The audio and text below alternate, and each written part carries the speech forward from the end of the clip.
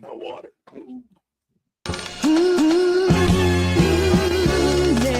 It's that world heavyweight flow.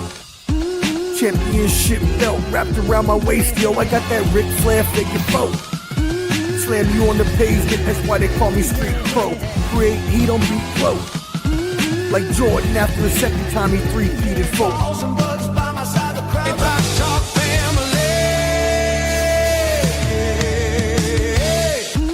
You came prepared, now get ready for the show.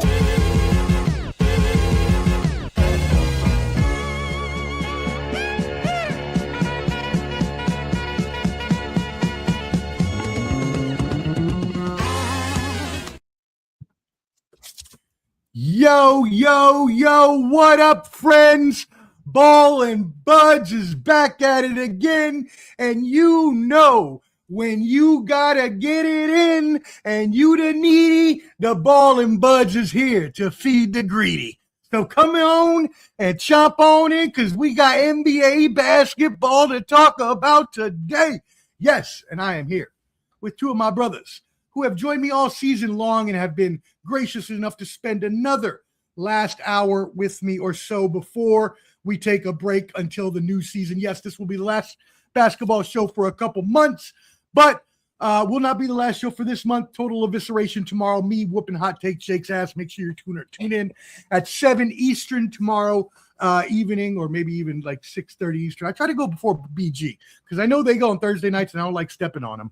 But it's hard because that's the only time Blake can go. I mean, Jake can go. Blake is my other friend. Anyways, we are here with Bobby G from Audible because he will also go live on Thursdays as usual. Tell us what you got talking about tomorrow on the show, brother.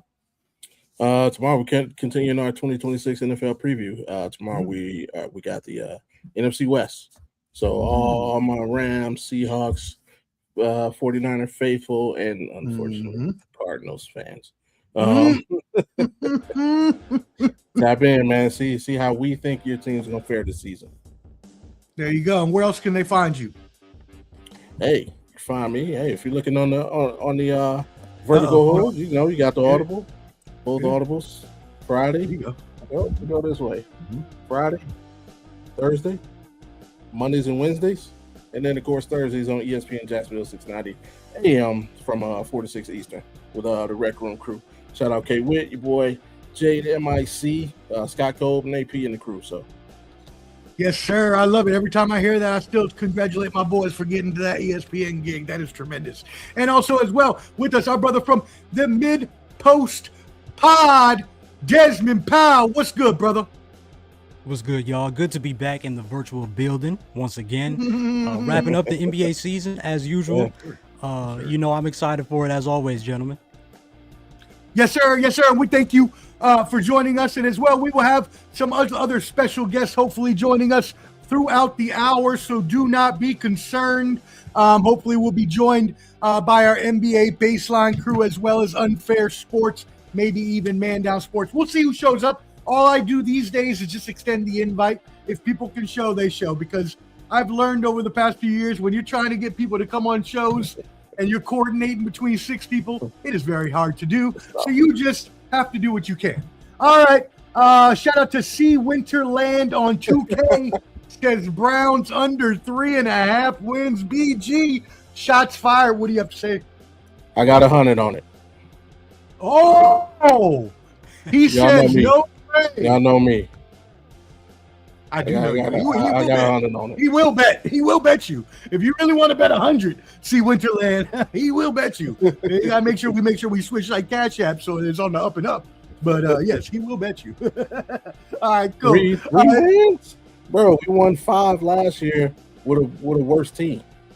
I think they're saying maybe because of the loss of Myles Garrett and not sure about your quarterback between Shador and Deshaun Watson and all that good stuff. But you know where they can find out this information, BG.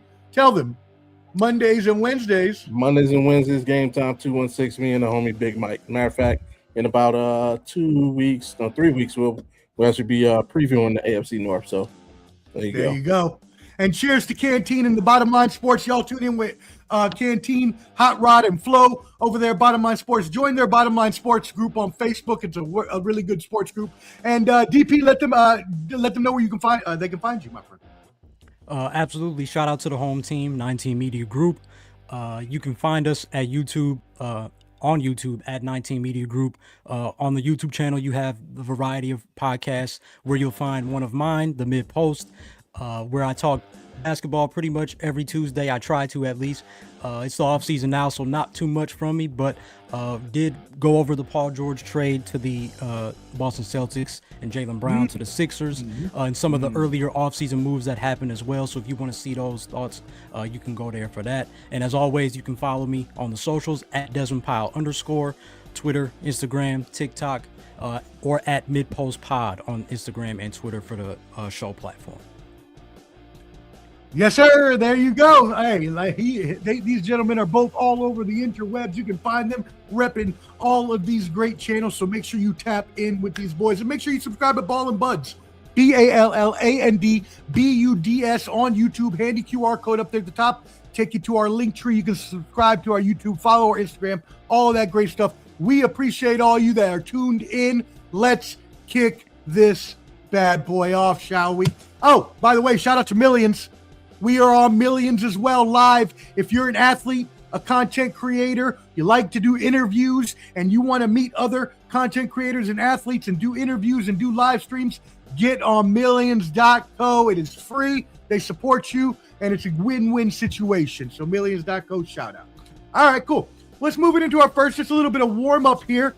Let's talk a little bit about how the overall season we felt about it. Obviously, we had our final show where we talked about the Knicks winning the championship over the Spurs. But as a whole, this 2026 season, how'd you feel about it? Anything that really stuck out that you want to talk about? Go ahead and start us off, Desmond. Yeah, it was a pretty good season. And I love the fact that the East, I think, was better than people thought. It probably wasn't better than the West still, but there was a lot of competition out East, and that certainly lived up to the hype. I mean, I don't think we saw the Hawks getting fifth in the East on our bingo cards. At least I didn't, especially after the Trae Young trade. You know, and even if you look at the Western Conference, the fact that the Portland Trailblazers were able to make their way out of the play-in, and despite having a worse record than the Suns, they're the ones that get the 7th seed. So across both conferences, there was just a lot going on, and I thought it was a really competitive season. Shout out to the NBA Cup. This was the first year where the NBA Cup ended up being the NBA Cup Finals. reference. This is why I bring Desmond on. This is why he come with the deep cuts. Let's go. I want to hear. And if you guys noticed, they changed the venue, I believe, for next season. Is it in Indiana? I want to say one of the Indiana venues or something like that, or wherever Butler plays, something like that. Something like that. They're moving over there, and I thought that's pretty poetic, because if you watch the NBA Cup this year, that literally reminded me of March Madness, and I think that's exactly what the NBA wanted, and it certainly lived up to the hype as well. So, something, of course, not everything is perfect, but there were definitely some highlights from this NBA season. Oh man, yeah, definitely. It was a wild NBA season, and even so far, and we'll talk about this in a little bit, but a wild NBA offseason so far too. But anyways, Bobby G, what were your thoughts on this overall 2026 season? A lot expected, a lot unexpected. The Spurs arriving early. I think a lot of people thought that they would be one of the teams of the future, and they said, our time is now. Even though they didn't win the championship, the foundation is there. Foundation is there, and they're going to be a problem. Yes. The Knicks, showing a little old school. You can't just put together a team overnight. You got to go through your lumps. You got to take your lumps. The Knicks proved that again. This team is last 4 years has been going at it, and they finally got the right mix. Shout out to Mike Brown. Yep. Mike Brown finally getting his just due. He's been much maligned. Much maligned. Yeah, people want to take away his credit, saying, when he was younger, he had LeBron James. Then, you get fired from the Lakers. Yep. Right. You come back to Cleveland, you get fired for a second time. And, he kind of had to reset himself, but came back strong with this Knicks squad. And literally, you can pinpoint to his adjustment being the reason why they went on that run. Kind of like a football-style run where it was like, because the Knicks, they didn't play up to expectations all season, and then kind of got hot at the right time, right? Just kind of like The Giants did 2 times. Once upon a time. Right. Yeah, football. You Yeah, no doubt. No doubt yeah, about that. Yeah. like Desmond said, the Hawks. I'm not gonna say I saw them climbing up to where they got to, but last 2 years I have been driving the Trey Young train, and I told everybody when they trade this dude, they're gonna get better. And what happened? They traded him, and they got better. And you know who was observing that? Charlotte. So we'll see what happens with the Hornets after the Melo trade. So we'll talk about that. But now the last basketball season, it was exciting. A lot to look forward to. A lot of young stars, proving themselves, and we got a lot of new stars coming in for next season. So looking forward to that as well. Oh, yes, we do. Looking forward to that. And as well, one of the newest stars of this season of Ball and Buds, supported all season long, helped us out, and is true MVP of our basketball season this year. Gameface Lee. What's good, brother? Hey. It's been How a you minute, doing? fellas. It's been a minute. Yeah, man. Hope you're doing all right. You doing all right? As good as I could possibly be. So, Okay. We will take that. all things considered, right? All things considered. We will take that, and we will all be wishing each other a beautiful summer to come up, and hopefully everything will be working out for all of us. But we really appreciate you coming in, brother, taking that time out. I know you are a busy man, so please talk to us. How'd you feel? Actually, no. Before you do that, go ahead and tell them where they can find you before we get started. Man, Baseline NBA podcast, been running strong, 13 years. Me and my co-host, partner in crime, the Warren Shaw. I gotta make sure I say it properly. You know what I'm saying? Oh, is he like Ohio State now? When you- Ohio when- State. You remember back in the day when they say, that official verified account verification is the blue check mark. Yeah, the Now, blue the check official mark. verification is when you put the after, you know what I'm saying, your Got it, government got it. name, or you put the after any of your handles, right? That's great. I clearly have not elevated to that status. I'll get there. I'm just glad one of us does, right? So, Well, you can even more bodacious. I think Bobby G is the real Bobby G, or the official Bobby G. I'm official. I'm just official. Like there was another Bobby G running around somewhere on the Audible podcast. Dude, there literally is. I couldn't get Is there really? There's a bunch of Bobby G's running around. I couldn't get the handle on IG. So That's great. Anyways, my bad, Cal. Keep going. No, please, by all means, man. And listen, if he wasn't the extraordinaire podcaster that he is, man, I'd have already mistaken him as being, part of what I'm saying, the next R&B, group.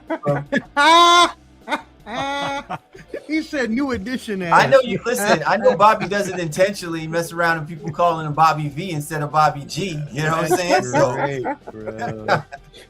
bro. I hit a couple of Drew Hills every once in a while. right, you know what I'm saying? Blackberry molasses. Come on now. Holla at your boy, man. What's up? Let's go. Let's fucking go. Hey, so glad to have you in, brother. So yeah, go ahead and talk to us. How did you feel about the overall 2026 season? Anything that stood out to you?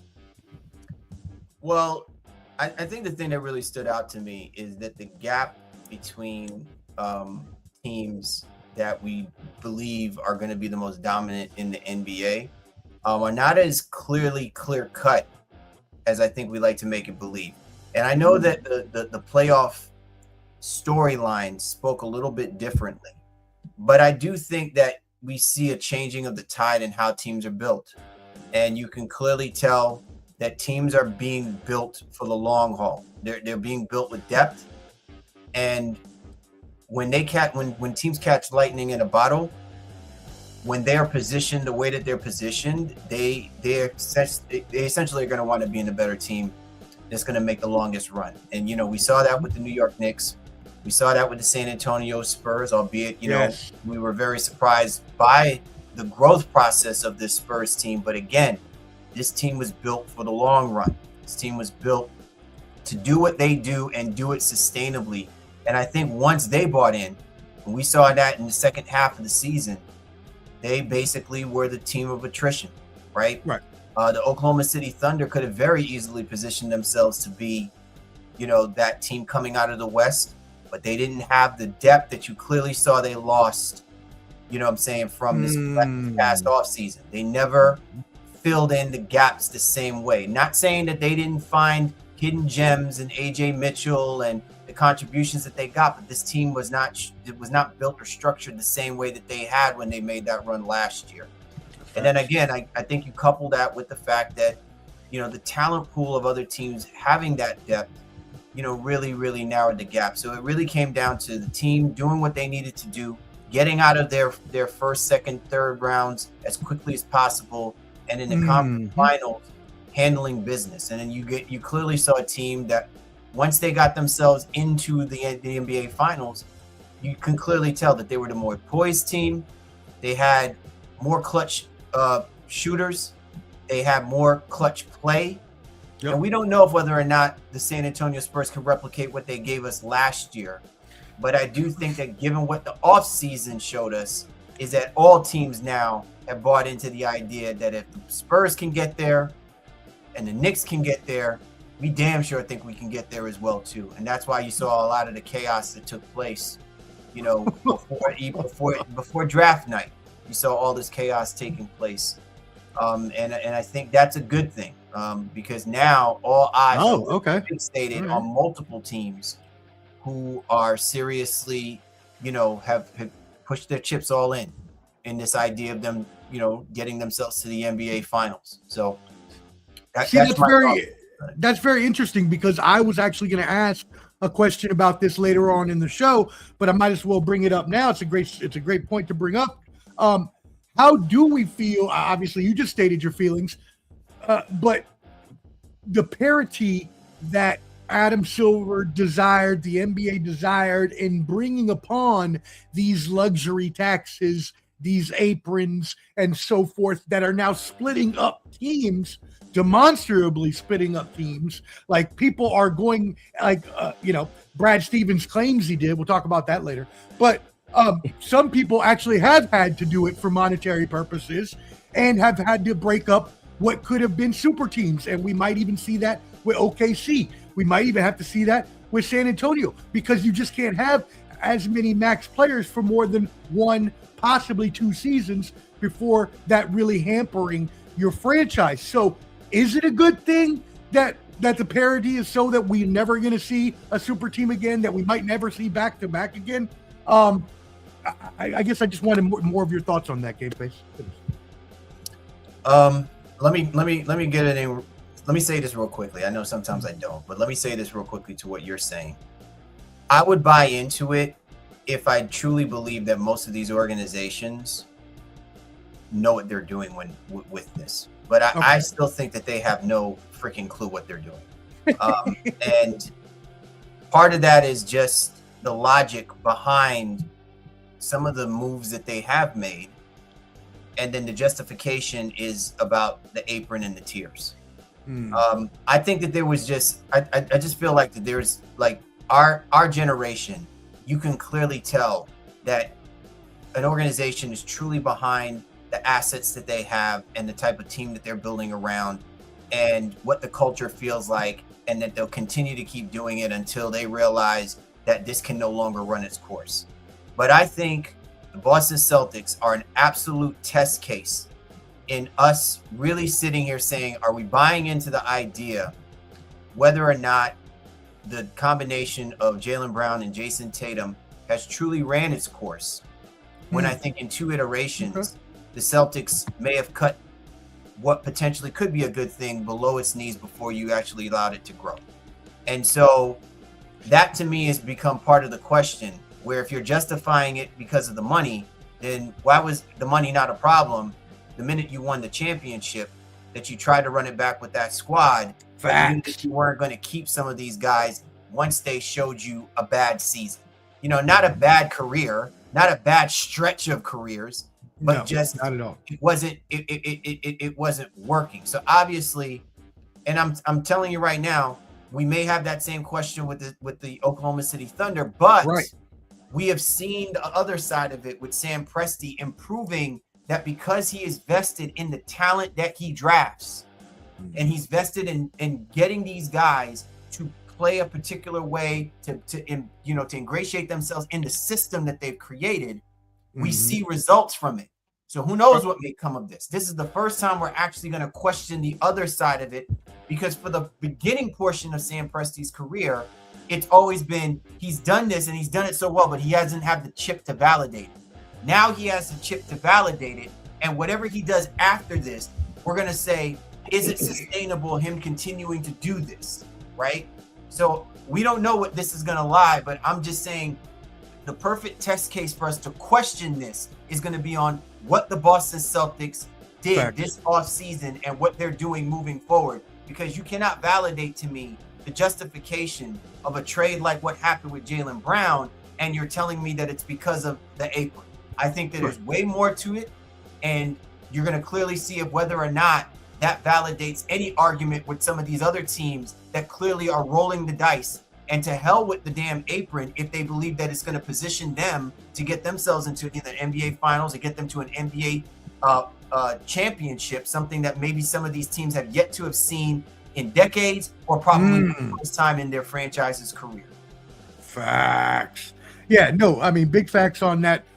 Salute, Hot Rod. Thank you for tuning in. Hot Rod there with the Bottom Line Sports. We see you. Salute to Skywalker Boxing Media. Everybody capping with Skywalker Boxing Media on Instagram, on Facebook. Shout out to Alan and Giants Girl 72. We appreciate everybody tuning in. So yeah, as continuing on though, BG, how do you feel about that? Do you think that is going to hamper or be a better blessing, or do you think it's still a little bit up in the air?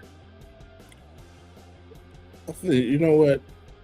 He Got Game, right? It's one of my favorite films. There's a lot of people on their favorite film. And there's a scene in there when they're hooping, and Jesus is killing them, and then Denzel gets the ball, and he hits that bank shot, right? And when he looks at the young fella and says, "Hey, I didn't teach you that though. You had to learn that on your own." I think we're looking at Brad Stevens. And you're looking across the country at Danny Ainge, and Danny Ainge saying, "I didn't teach you that." Right. Brad Stevens is not studying. He's not going off the playbook he was left. He's trying to do his own thing, because you didn't have these issues and these problems going on up there when Danny Ainge was in charge. And if you did, you damn sure didn't hear about it. Which is only one thing to change. Danny Ainge's gone and Brad Stevens is in. They're just, and look what he's doing. He's doing the same thing in Utah. The exact same thing. I'm trying to think of San Antonio. Yeah. San Antonio has a script. They have a playbook that they've been running for 30 years. Presti, OKC, like Lee said, they're just teams that have created a script and they stick to it. Every other team in the NBA is just scrambling. And that's when you come in with all these rule changes. Okay, how can we adjust it so we can get this parity? So we can get this. You gotta stop super teams. You can get it. The owners are always going to try and find a way to save money. That's really what it's all about. The owners just trying to find a way to save money. How can we tweak rosters so we don't have to pay these exorbitant contracts and save a little bit of money? And then they'll trade players and say, "Oh, it is cost saving for you." Right. But like, super teams have always existed. The only difference is back in the 80s, you could get a Magic Johnson to sign a 25-year, $25 million contract. Can't do that no more. You can get a Scottie Pippen to sign I don't know, we'll call it an S deal. If you know, you know. You can't get that out of these players no more. Right. So that's the only difference, man. Stop blaming the players. Take everything back to the way it was, because really you're destroying more teams than anything. We're about to run into a situation where people go from hating the way basketball is played to where people actually enjoy watching basketball. You go to the playoffs, people enjoyed watching the playoffs. They enjoy watching basketball. You can hear, aside from the flopping, you can really hear people complaining about the games. You know, the quality of the game. We had good games, round by round by round. I mean, we had some. I mean, there was a little. It started as blowouts there at the first, the beginning each game of the championship, but they came back. Yeah. Yeah. But in a couple of years, with the way the CBA, I know that the CBA is coming up for renewal. You're going to OKC is going to have to destroy themselves, no matter how well managed. Boston's going to have to destroy themselves. Utah's going to have to destroy them. Like, you're setting it up where teams just have to destroy themselves, no matter how good and well managed they are. Bobby, I'm going to slightly challenge. I'm going to slightly push back on that. I'm sorry, Desmond. I mean, you that's what it's about. I'm going to slightly push back on the fact that the quality of the playoffs, I think, really picked up in the second round. The first round, I think, kind of set the tone for where basketball purists were really sitting here saying to themselves, this is why most people, I guess the perception is that they hate the current state of the NBA, that the style of play and the way that teams are just going up there, just jacking up the threes and things of that nature. And look, we saw that throughout the playoffs as well, too. That while the quality of the matchup was awesome in what we were expecting to see, the execution and the follow through in clock management, strategy, gameplay, and I think it actually filtered through the way that the players played as well too. We questioned a lot about what some of these teams were thinking of, especially with some of the egregious errors that were taking place throughout the course. And I had to actually come down a little bit because I was just so heated from it in my head, because I'm trying to think this is just basic logic. What are we talking about? What are we doing? Right. And again, I'm remembering that a good number of the teams that actually participated in this playoffs were teams that have not been in this position, have been in this space. Exactly. And I think, but you see, that's the one part of it that didn't get sold to us, right? And a lot of that is because of the disconnect of where the NBA has been in what they're trying to show us and present us with what we've been dealing with over the last couple of years. There's been a funky transition in how they've been laying out and displaying the game. And it's interesting because it was one of the conversations that I had with, my co-host Warren Shaw, that, we thought that there is definitely vitality, and it's definitely great to see that the NBA is reinvested in this way of trying to display the game and show things. But there's still certain aspects to it that is missing, that was always connected to those who were watching the game. And that's the reason why I think you had such a quick visceral reaction to the performances that took place during the course of the playoffs with some of these games, because it wasn't so much that we didn't believe in the matchups. It's just that we couldn't believe how badly the teams were kind of playing in that moment, and the sensationalism of trying to build up, the rosters and speaking all out of we weren't getting at the juxtaposition of what was actually going on and watching these games and really embracing the fact that, hey, this is a monumental moment for a team like the Charlotte Hornets. This is a great opportunity for a team like the Atlanta Hawks, because we can't look at what the Trae Young teams are doing with what this Atlanta Hawks team is currently trying to do and things of that nature. And I think we all got caught off guard by that. That's all I wanted to mention is that there were moments though that you felt disappointed because you expected better and you expected more, but maybe part of that is because of the unrealistic expectations that were given to us by the way that the playoffs had played itself out.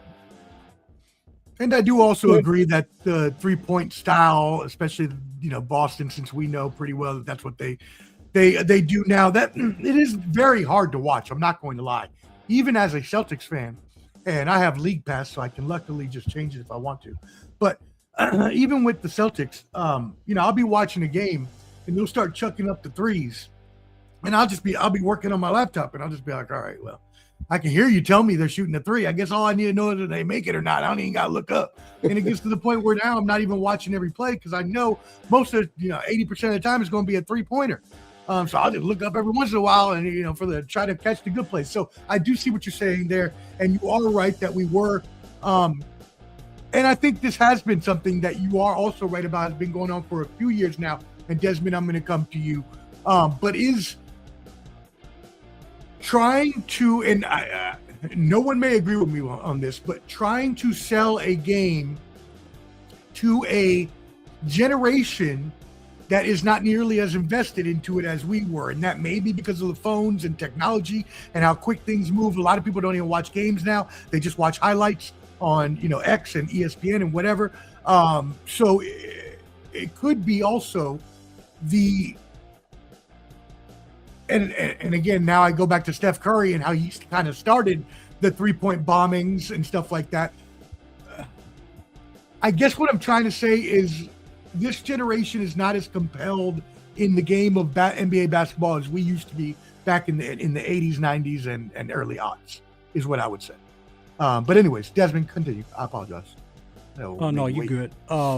So okay, I can really speak on all those things. So I can add to what Cal was saying earlier and Bobby G, because when we look at that the apron thing, I think it's what happens all the time in this league, right? Like several years ago when it was the Warriors running things, it was, oh well, I'm tired of seeing the same team winning. Where's the parity?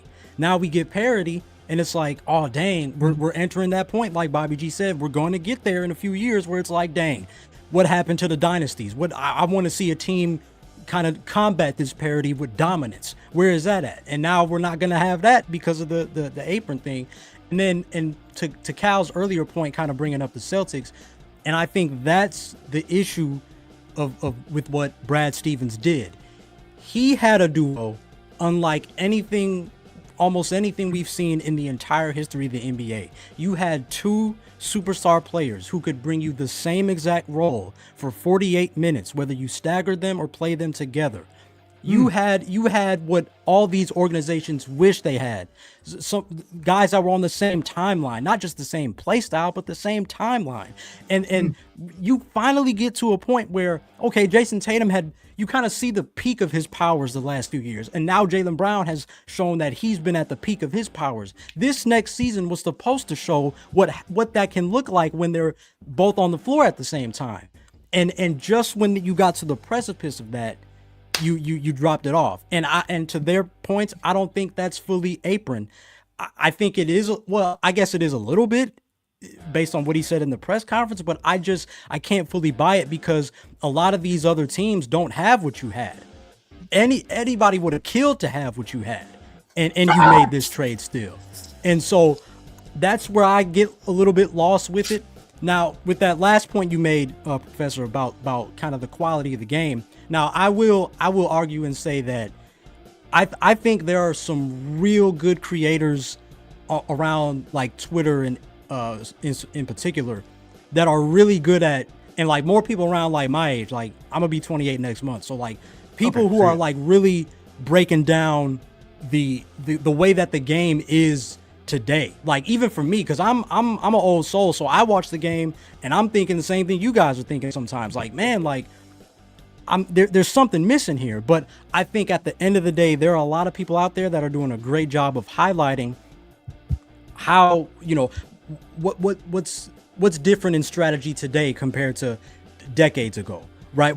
As fast as this game looks and as random as it looks sometimes, it's true. How purposeful it is when you slow it down and when you see what these coaches are doing. I think there are a lot of people, and I think that's what the younger generation, that's who they are going to. They might not even be going to ESPN. They might not even be going to they probably don't. Big platforms, but they open up TikTok and they see this creator with the green screen background explaining why their favorite team, why the Spain action worked 52 times in a row, or why, all these stagger screens are the reason why they made it this far in the playoffs. I think that's the direction we're going to. And to your point, if Adam Silver can recognize that and put that to the forefront and say, hey, there are people out here who are explaining the way today's game is in the same passion and the same detail as what we've seen in prior generations, I think that's the gold mine he's sitting on. But he's got to keep his ear to the streets and bring these platforms to light.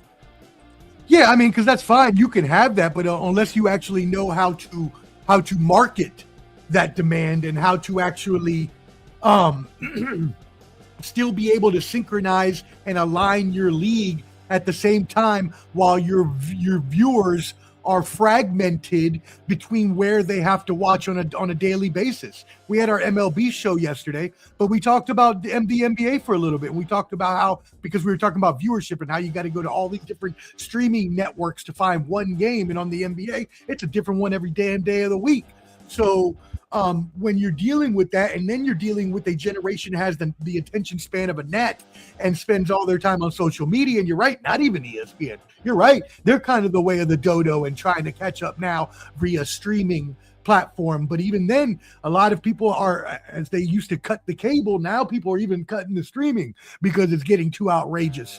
And so the lower number of platforms you can condense yourself into while still being able to afford it instead of paying for 18 different streaming, you're going to do that and go to social media for the rest. So you're right, but they have to learn how to capitalize on that. And if they want to, I think one good thing they did, and I saw this in the All-Star game last year, was they had a lot of those young creators that you talked about that were around all weekend long, and they were trying to get them exposed to the NBA. So that was at least a good thing. Now, to move to the bigger issue at hand, because I was going to wait till to see when everybody got here, but I can bring this up later when they get in because everybody else already said their part, so we're going to finish this now.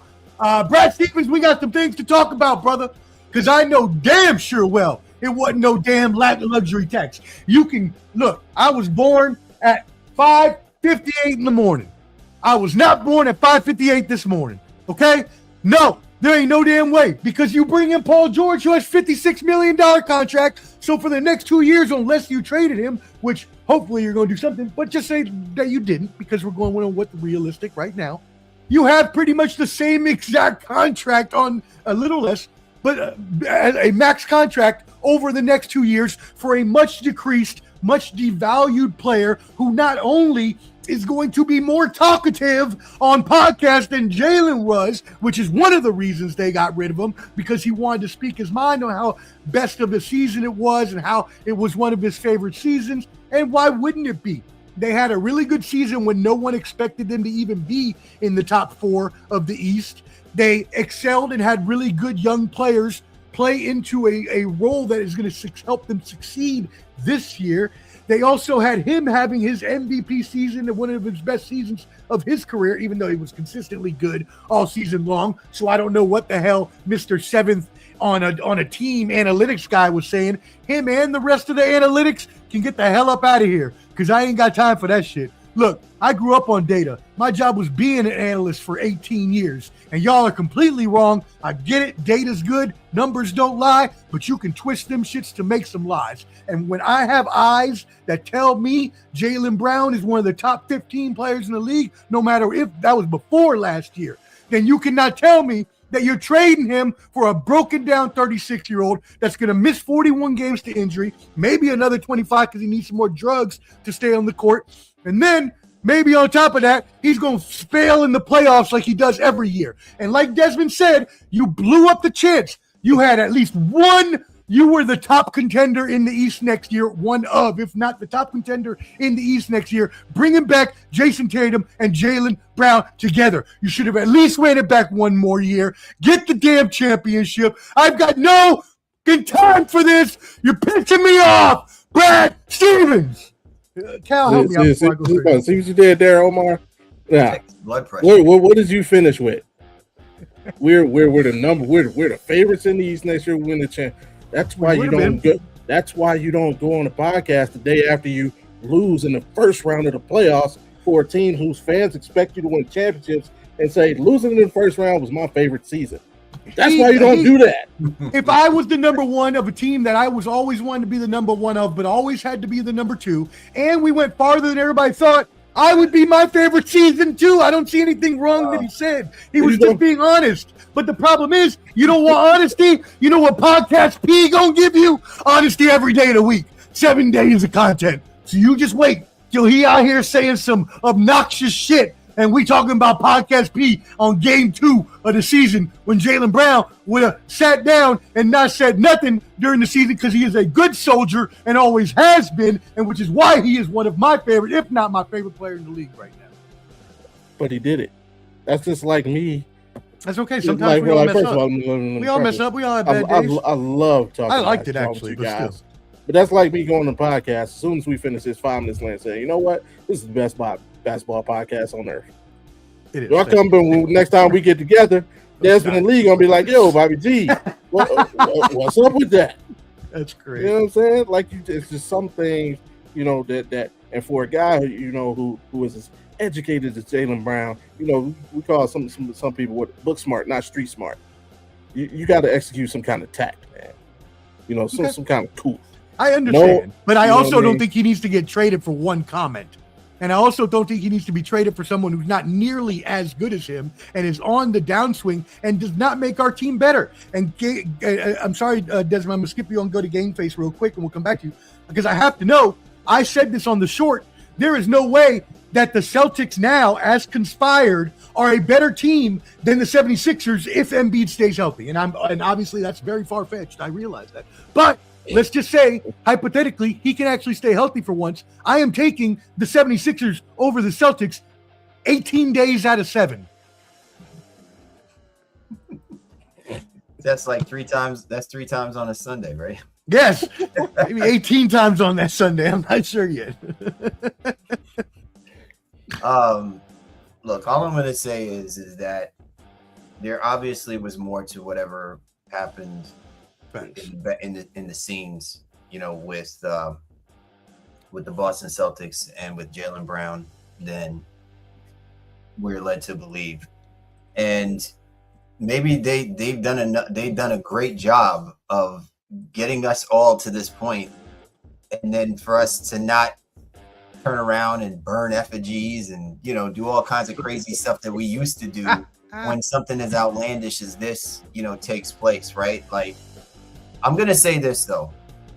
I do think that, you know, out of everything that we were talking about before as it pertains to the, you know, the apron and everything like that, we also have to recognize when tandems have run its course.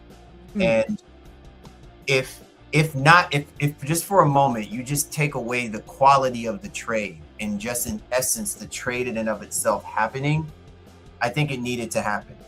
I think the fact that the Boston Celtics have been completely dancing around this whole idea and continuing to keep dangling Jaylen Brown as the main trade piece to any trade that's being bantered about there involving the Boston Celtics, I think eventually it had to happen and it needed to be done. I also think too, and I'm saying this with the utmost respect, Professor, because I know, you know, as a Boston Celtics fan, we don't typically speak to these particular things. But one of the reasons why I was always a Celtics fan is because we've always maintained a level of identity in our culture. And I'm not talking about all of the nonsense that people have about Celtics, you know, Boston sports fans being racist and all that stuff. That's all of the kind of conversations that could be had for wherever, right? What I'm talking about is, as a Boston Celtic, if you're a Boston Celtic, you know about the history, you understand that there is a culture there. There is a culture that is embedded even when you change owners. There is still a piece of the culture in what success looks like as the Boston Celtics. And I make this comparison to the same day we talk about the New York Yankees, right? You have great players who go out there and do magnanimous stuff, and they speak magnanimously. But when you actually put on a uniform for that said franchise, for that storied franchise, there are certain rules that you still abide by. There are certain codes that you still have to abide by. A level of decorum. And listen, I appreciate and love Jaylen Brown, right? And in his young years, maybe he did what was necessary to fit in the mold. But as obviously he grew and matured, and he began to see himself and who he was, it was further outside of what that is definitive of being a Boston Celtic is. And I'm not telling any dude that if he, you know, he should obey and abide, but you do have to wonder, have I outgrown my space in the realm of being a Boston Celtic? You get what I'm saying? We would have been questioning the same thing about a guy like Jason Tatum if Jason Tatum was that way. But you notice Jason Tatum was never, ever in those conversations about being trade bait. And that's because he was more of a Celtic. And I'm not saying that in a good or bad way. I'm just saying that may play a factor. And when an organization has to choose between who they want to keep and who they're willing to give up, they're saying that guy toes the line and embraces more being a Boston Celtic than maybe that guy. And it has an impact on how those guys work with each other, play with each other, how they ingratiate themselves with the rest of the guys and the new guys coming in. We don't want to talk about that, but I'm just saying, from my perspective, looking outside in, I would not have been surprised if one of the reasons why Jaylen Brown is no longer a Boston Celtic is because he never really was a Boston Celtic. But it's not because of his numbers. Wow. It's not because of his contributions. It's because of the certain things that are embedded in being a Boston Celtic. You know, not being as outspoken, not being as, and I'm not saying that that's a good or bad thing. But what I'm saying is that these are things like in any organization that you work for, your numbers may produce a lot, but if there is a culture and a code from within that you don't lean on or that you're not a part of, you become expendable if they believe that they can find someone to replace what you've been able to give them. Unless you have proven to them that you are as priceless and as valuable as whatever they're comparing you to. And I think many times too often they were making those comparisons between Jason Tatum and Jaylen Brown and not properly unifying what they both could bring ushering in the identity of what the Boston Celtics is supposed to look like. And that's why we're in this position that we're in right now. And my only back on that, and I'll push back on two things, but one is going to be very light and the other will be just backing up what I said earlier. The first one is, okay, fine, but you're still downgrading to Paul George, who's not only a worse player, but also is more of a talker, more of a person that's out there, more of a person who's going to say things that would go against the Boston culture or do things that would be against the Boston culture. Paul George would be way more liable to do that than Jaylen Brown. And Jaylen Brown didn't even start doing the podcast till recently. And before that, he was, as we know, was very quiet and was, I don't want to say, I'm not even going to say what the word was in my head because that's not what it is. I was thinking like a servant, but not, he was being like subservient to the team. Like he was being Jason's second because that's what the team wanted. But he took it in stride and he always did it as a good soldier. Yeah, I'm not saying that he was, I'm not saying that, I don't want to misconstrue what I'm saying, SP. I agree with you. It's not about the podcasting. I don't want it to be only pinpointed into that. What I'm saying is that within the culture of a locker room, a team, or wherever, a storied franchise, there is a history there that is built. And sometimes there are certain players in the way that they carry themselves and the way that they do certain things that is just, it's not that it rubs people the wrong way. It just operates differently than the way that the culture is set up and embedded. And in most cases, it allows justification for the executives to sit there and say, well, if we had to give up somebody, who are we going to give up? You see what I'm saying? And it actually is like you're playing the favorite, you're playing the favorite game when you really don't have to or you shouldn't. You know what I'm saying? And that's the point. Like you're right. They shouldn't. Like they have been comparing those two. Negatively because remember, it's also impacting your other players as well too. The guys that Jaylen Brown had helped build up and elevated them when they overachieved this season. It's going to make them feel some kind of way that he's constantly being put in those conversations about moving players and things of that nature. That makes them feel like, oh yeah, this really is just Celtics business. It's not really about what the Celtic way should be, because then mostly and not all of those guys should have vehemently been saying, you should not be moving our guy. This is our guy. You don't move our guy, then you move us. You move all of us. And I just feel like I didn't hear a lot of that from any of the players. You know what I'm saying? To me, I didn't sense that. I didn't get that. You know what I'm saying? I didn't get that sense that was that kind of brotherhood that we're all thinking was supposed to be taking place and what was happening when all of this was kind of going down. And I think part of that is why this conversation extends itself to the way that it is. And listen, to your point, whatever move that the Celtics made in doing this, we're not going to be talking about Paul George being a galvanizer and, being a Celtic or nothing. That was never the intent. The intent was to move Jaylen Brown because we had no choice. They got checkmated and they realized that we now have to see this thing through. And unfortunately, we're still going to be left with a lot more questions than answers because of it. That's And that's what I was going to lightly push back on, is that I would have at least tried one more year. I would have at least tried one more year. And I think that's where 19 Media Group, shout out to y'all's, brotherhood here. We love y'all. Thank y'all for tuning in, and thank y'all for letting, Cal, Gameface, and Desmond bless us on these shows. Yeah, I think that's a great point, though. Like, the timing was really bad. I would have gone another year. If it's me, I'm trying one more year. Yes, you are right about one thing. The underlying friction was there. They were not butting heads, so to say, but there was that we both want to be alphas, and there can only be number one sort of thing on the team. Yeah, I liken this to the same way that we talk about, the Portland Trail Blazers with Damian Lillard and Jason and CJ McCollum. Both of them wanted, at their time and their peak, they both wanted to run that team. And they got as good as getting to the Western Conference Finals. And unfortunately, they ran into a more together, a more unified team. You talk about the Yankees and the core four. That was what the Golden State Warriors were when you had Draymond Green, Klay Thompson, and Steph Curry. And you just can't beat that. They went through the wars together. They grew through that together. The next best thing that the Portland Trailblazers had was that combination of CJ and Damian Lillard. But because of that, that mentality, that mindset, you know what I'm saying? They themselves did not get stronger because of it. It actually forced the Portland Trailblazers to have to make a decision about what to do with that team, because they didn't believe that they were going to be able to hold on with the both of them and whatever it is that they were trying to build around it. And that's more on the Portland Trailblazers. But again, part of that is understanding the culture and understanding what the expectations are. And you can clearly tell that at least there was one good thing that did happen, or that did come in my perspective about the combination of Jason Tatum and Jaylen Brown.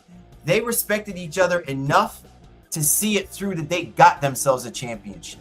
Okay? People can say whatever they want to say. And in this climate of the NBA, most teams already have made up their minds that they're going to wind up having to split up whatever talent that they brought together via the draft, or whatever they attempted to do through free agency, or whatever they attempted to do with trades. They give it like a 2-year window.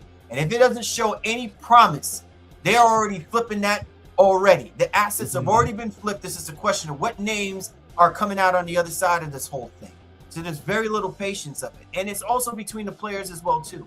So I at least give credit, because it could very well be that Jason Tatum and Jaylen Brown are the last of a dying breed. We'll see if this actually translates to the combination of SGA and Jalen Williams, because I think that they're the next one, right? Or Jalen Brunson and Karl Anthony Towns, because I think they're, you know what I'm saying?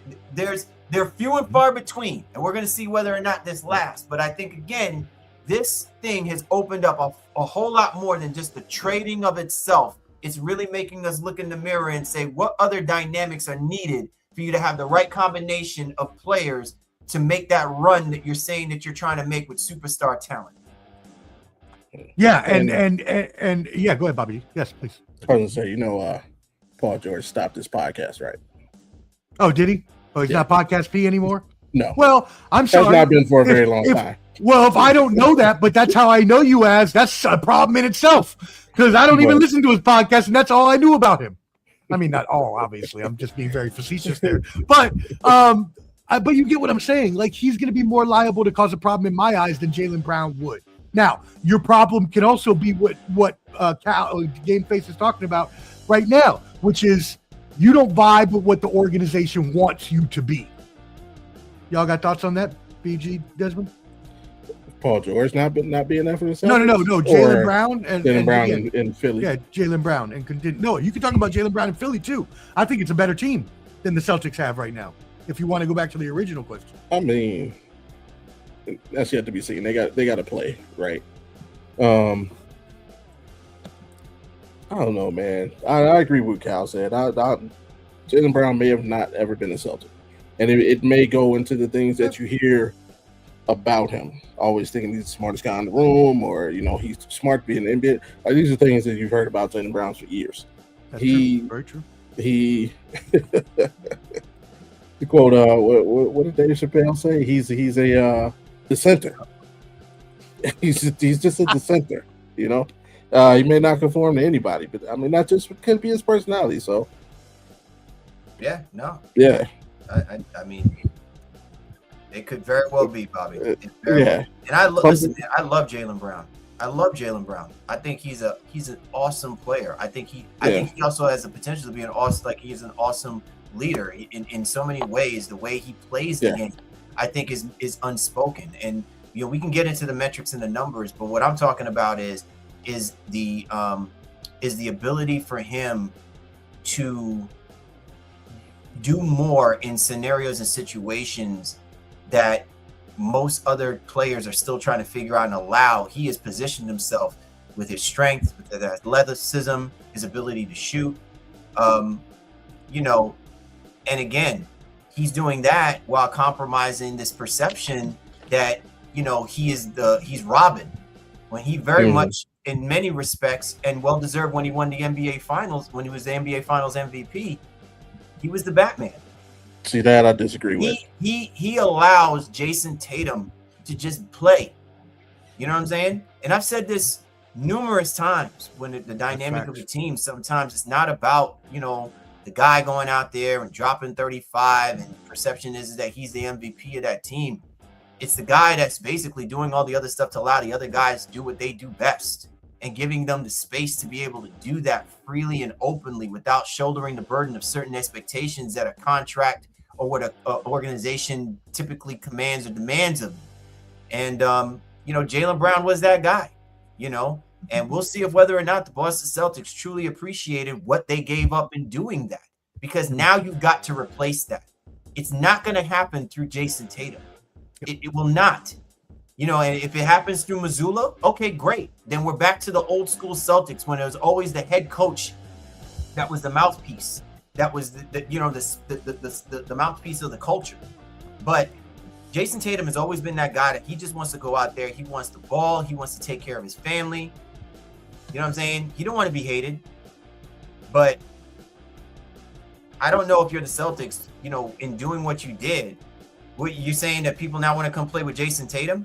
Where have you ever seen Jason Tatum show you that he is a place that players want to come play for him? I'm not saying that he's hated. What I'm saying is that he's not a recruiter.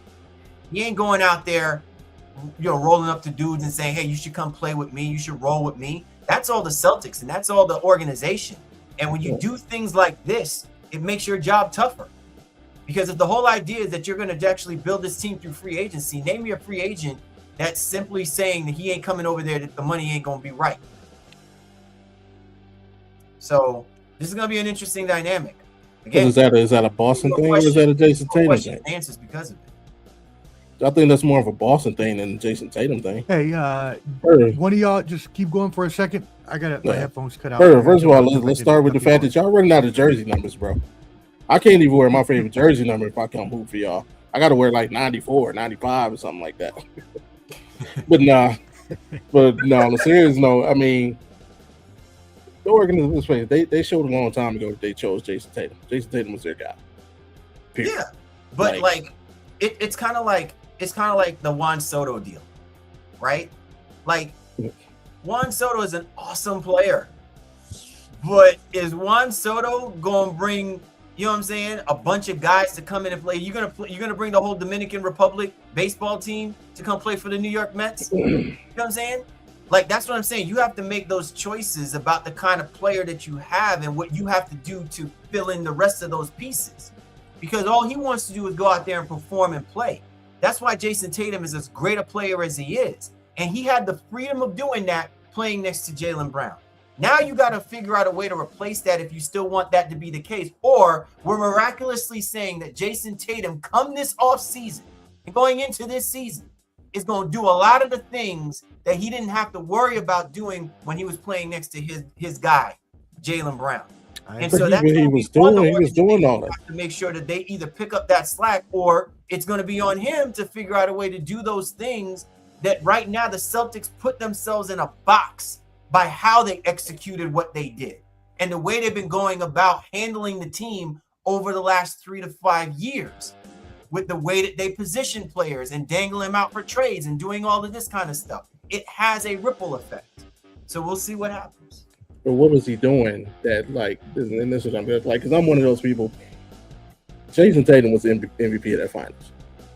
Like, Jaylen Brown made impactful plays, but you watch every single impactful play Jaylen Brown made in that final. I don't know about that. Every impactful play Jaylen Brown made offensively in that final. They both had a case. The dude, let me finish, was assisted by Jason Tatum.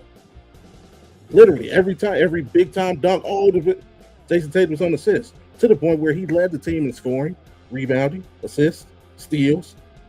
Like, he led, and the only thing that Jaylen Brown did better was shooting percentage. Field goal percentage. That was it. That was literally it. Defensively, I'll give him that. Like, he did what he did to Luka. But Jason Tatum was literally the man, including in the clinching game. He scored 31. But my thing's like, what did he's still gonna be able to do that? And mind you, for the last 3-4 years he's been playing out of position, because you gotta start him at the 4. So now he'll finally actually be able to go back to the 3. So, like, my question is, like, what did Jason? He allowed Jaylen Brown.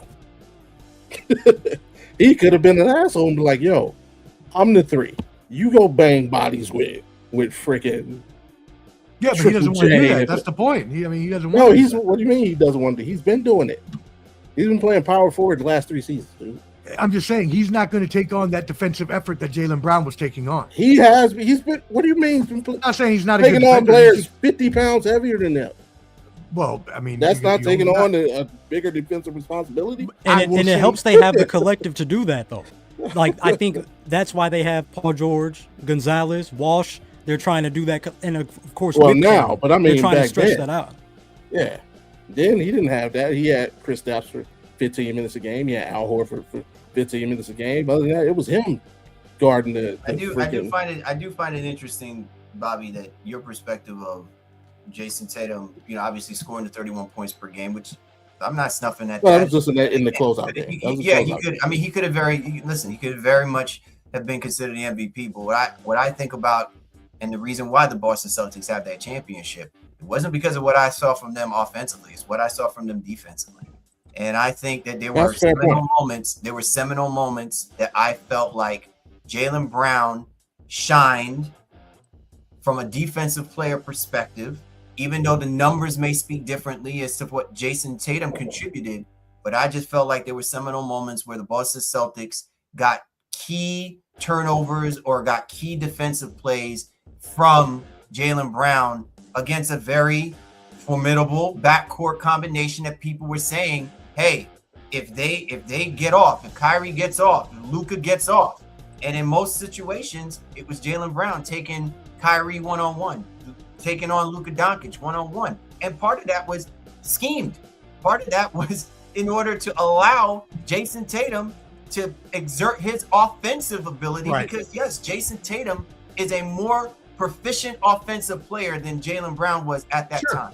You know what I'm saying? So my expectation of him to score 30-something points, yeah, if you're not going to have to spend that much more time D'ing up dudes and things, not to say that he didn't contribute. I'm saying he did. But I'm saying that there were moments in that NBA Finals in which we saw what the Celtics were capable of defensively, which is all we were saying. If they play the kind of defense that their offense gave them, then they are going to beat the Dallas Mavericks. And that's what we saw in that particular series. And we saw a lot of that from Jaylen Brown. So, but again, I agree with you. I agree with you that you could have easily just given that trophy to Jason Tatum. But I do still push back on that part that, to me, Jaylen Brown was more, quote unquote, Celtic than, say, Jason Tatum or anything like that. It wasn't about them. No, I'm not disagreeing with that. I agree with you on that. That he just, I was saying, it wasn't he might not have been a Celtic. I'm just saying that Jason Tatum, is more the company. Like, he was more the company guy to me personally. Yeah, agree. For the Celtics than, say, a Jaylen Brown was. But now, if you're the Celtics, you got to fill in that gap. If you're going to keep what you have as of Jason Tatum, or you're telling me that Jason Tatum is now going to assume those responsibilities. He's going to be those things. Because listen, at the end of the day, this is what we saw happen to Giannis and the Milwaukee Bucks. They realized that Giannis Antetokounmpo was not bringing anybody in anymore, and they no longer have the organizational pieces set up to go and get the kind of players that they had gotten Giannis to get them that championship that they got back in 2019, 2020, was it 2022? Bucks believe. 2021. 21, right? 2021, excuse me. Right. So they kept hitting and missing with what they were doing, right? And so there just comes a point where you realize, look, if this guy is not helping us bring the kind of players, because we can't, obviously, we're not drafting the type of talent that's going to be competitive with the way that things shifted, the way that the narrative shifted with the Pacers in play now, the Pistons in play now, right? Like, if we're not doing that, then what is Giannis to us keeping him here and we're still a mediocre, middling team? You get what I mean? So you move him, right? And maybe he goes and does something with the combination of, but if you're the Milwaukee Bucks, you have to hit the reset button. And I'm saying that this may be what's going to wind up happening with the Boston Celtics now with only Jason Tatum, because you still have to sell the idea that people want to come play next to Jason Tatum. If you're not drafting players that are going to be as talented as what you had when you had Jason Tatum and Jaylen Brown and Peyton Pritchard and those guys. And that's how you were building your team. Mm-hmm. Yeah, no doubt about it, 19 Media Group. And they also say, let our guy Dez in. We boxing Dez out. He ain't said nothing in 20 minutes. Dez, talk to us. What you got? I told you I'm corner sitting. I'm corner sitting. I have no problems being PJ Tucker for a little bit. This is like, throw me the damn rock. I have no problems being PJ Tucker. That's good. But no, I just think. Damn, shots fired, PJ Tucker. Shit. No. We'll do better than that. We get your automatic from the corner. Okay, I'll take Big Jelly. I'll take that. But no, so we saw the comment that asked if this trade elevates Philly more or Boston more. Now, I actually want to answer that with the trade alone.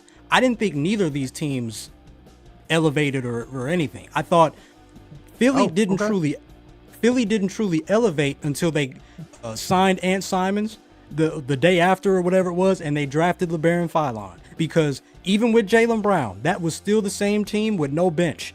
You had a great starting five with great potential, but you had no bench to lean back on. And that's why the trade alone, I didn't think it elevated Philly, because I was still waiting to see what they did to help that look as good as it did, because you still essentially had the same dynamic between Tyrese Maxey, Joel Embiid, Jaylen Brown, and VJ Edgecombe. But now the Philadelphia 76ers are certainly in a place where they can do something serious next season, because I think I know it's putting a lot of weight on a rookie like LeBaron Philon and somebody like Ant Simons, but that's what they needed. They needed lead guards off the bench to get buckets and feed the other guys, and they get both of that with those two guys. And so now, yeah, I think Philly is elevated. But after that trade, I didn't think so. I thought they were the same team. Wow. Okay. So even with a better starting four, and that's even a better starting four, starting five, whatever you want to say. I'm just looking at the top four. But even with a better starting five, as you said, you don't think that starting five can carry them to, now again, Embiid has to stay healthy, as we know. But do you don't think that that can override a lot of the deficiencies that they'll have in the bench? No, because none of these teams that's won the championship the last few years have won it with six guys. I just don't think that's sustainable. I think the closest team, if I'm correct, I think the closest team was the 2023 Nuggets. They were relying on like 7-8 dudes, but yeah, I think the Sixers, as good as Jaylen Brown is, I just felt like it was virtually the same team. He's getting more points than Paul George, but that's still somebody that can defend. That's still somebody that's going to rebound his position. That's still somebody like it. I thought both of these trades, if we're taking everything we just talked about for the last however many minutes out the picture, if we're looking at scheme fits, this trade was actually pretty balanced. As my backdrop falls, these were actually pretty balanced trades. These were actually balanced trades as far as a scheme fit. I think Jaylen Brown can plug in right into Philly and do what Paul George was doing and then some. And I think Paul George can fit right with what the Celtics have, even if it isn't championship standard that they're used to. He is a great scheme fit for what they have going on. The way they want to defend, the way they want to shoot threes, the way that he can catch and shoot coming off screens, the way that he can guard multiple positions and play off-ball defense, something that I think was a critique of Jaylen Brown, somebody that wasn't, the off-ball defense wasn't as good as the on-ball defense. I think Paul George fills a lot of holes, and the way that we were talking earlier about the fact that maybe that are we worried that Jason Tatum's going to have more on his plate, or how is that going to work? I think Paul George is the perfect guy to be like, no, I want this dude to do his thing. This is the role that I want. I want him to do his thing, and I help him where he needs it. I think the biggest thing, I think the biggest thing for the Celtics is that they need it's the scoring. It's the scoring that they're going to get when they have those dry spells, because there is a lot on Jason Tatum's plate, and really you're basically asking 36-year-old Paul George to increase his points per game this season, because I don't think the Celtics have great defensive depth, but I don't see a lot of offensive depth. So the Sixers, they're doing their thing, and the Celtics, they took a back seat, but like you guys said, we'll just have to see how it looks. One last thing I just wanted to throw in there with what Desmond was saying, and I appreciate you bringing up those points specifically with Philly. I'm really watching Philly now. and I'm going to say this because, with all due respect for everybody, this is exactly the reason why, if you were the Philadelphia 76ers, you probably should have made this play to move Joel Embiid about a year or two ago. I'm not saying because of, now that you've got Jaylen Brown. But what I'm saying is that you look at the dynamic of this team. You have Tyrese Maxey, VJ Edgecombe, and now you have Jaylen Brown. Okay? That ball cannot stick and stay with Joel Embiid the way that it's been drawn up and it's been done for like the last 3 to 5 years. And I understand Tyrese Maxey, his loyalty, to Joel Embiid. And the Sixers he's definitely a Philadelphia 76er, right? That kid, he embraces what the Sixers team is more so than I feel Joel Embiid has ever been. But if you really want to maximize the potential of what Tyrese Maxey can give you and do for you, this is all about what he's going to be able to do with VJ Edgecombe and with Jaylen Brown more so than it is about Joel Embiid. And I would be very interested to see how Nick Nurse schemes for them to play a faster pace of play, for them to play more in transition. You have got thoroughbreds on your starting roster. And if I am the Philadelphia 76ers, that ball cannot continue to stay in Joel Embiid's hands. And I wonder if Joel Embiid has the temperament and also the ego-less, less ego out of himself for him to find a way to be an impactful player without compromising what they could potentially do. Now, I'm not saying that Joel Embiid can't have an impact and he's got to play, like the fourth best scorer. What I'm saying is that this team has the opportunity to show you what they can do in the open floor and in the half court. But it feels like every time that they rely on Joel Embiid, it's always half court.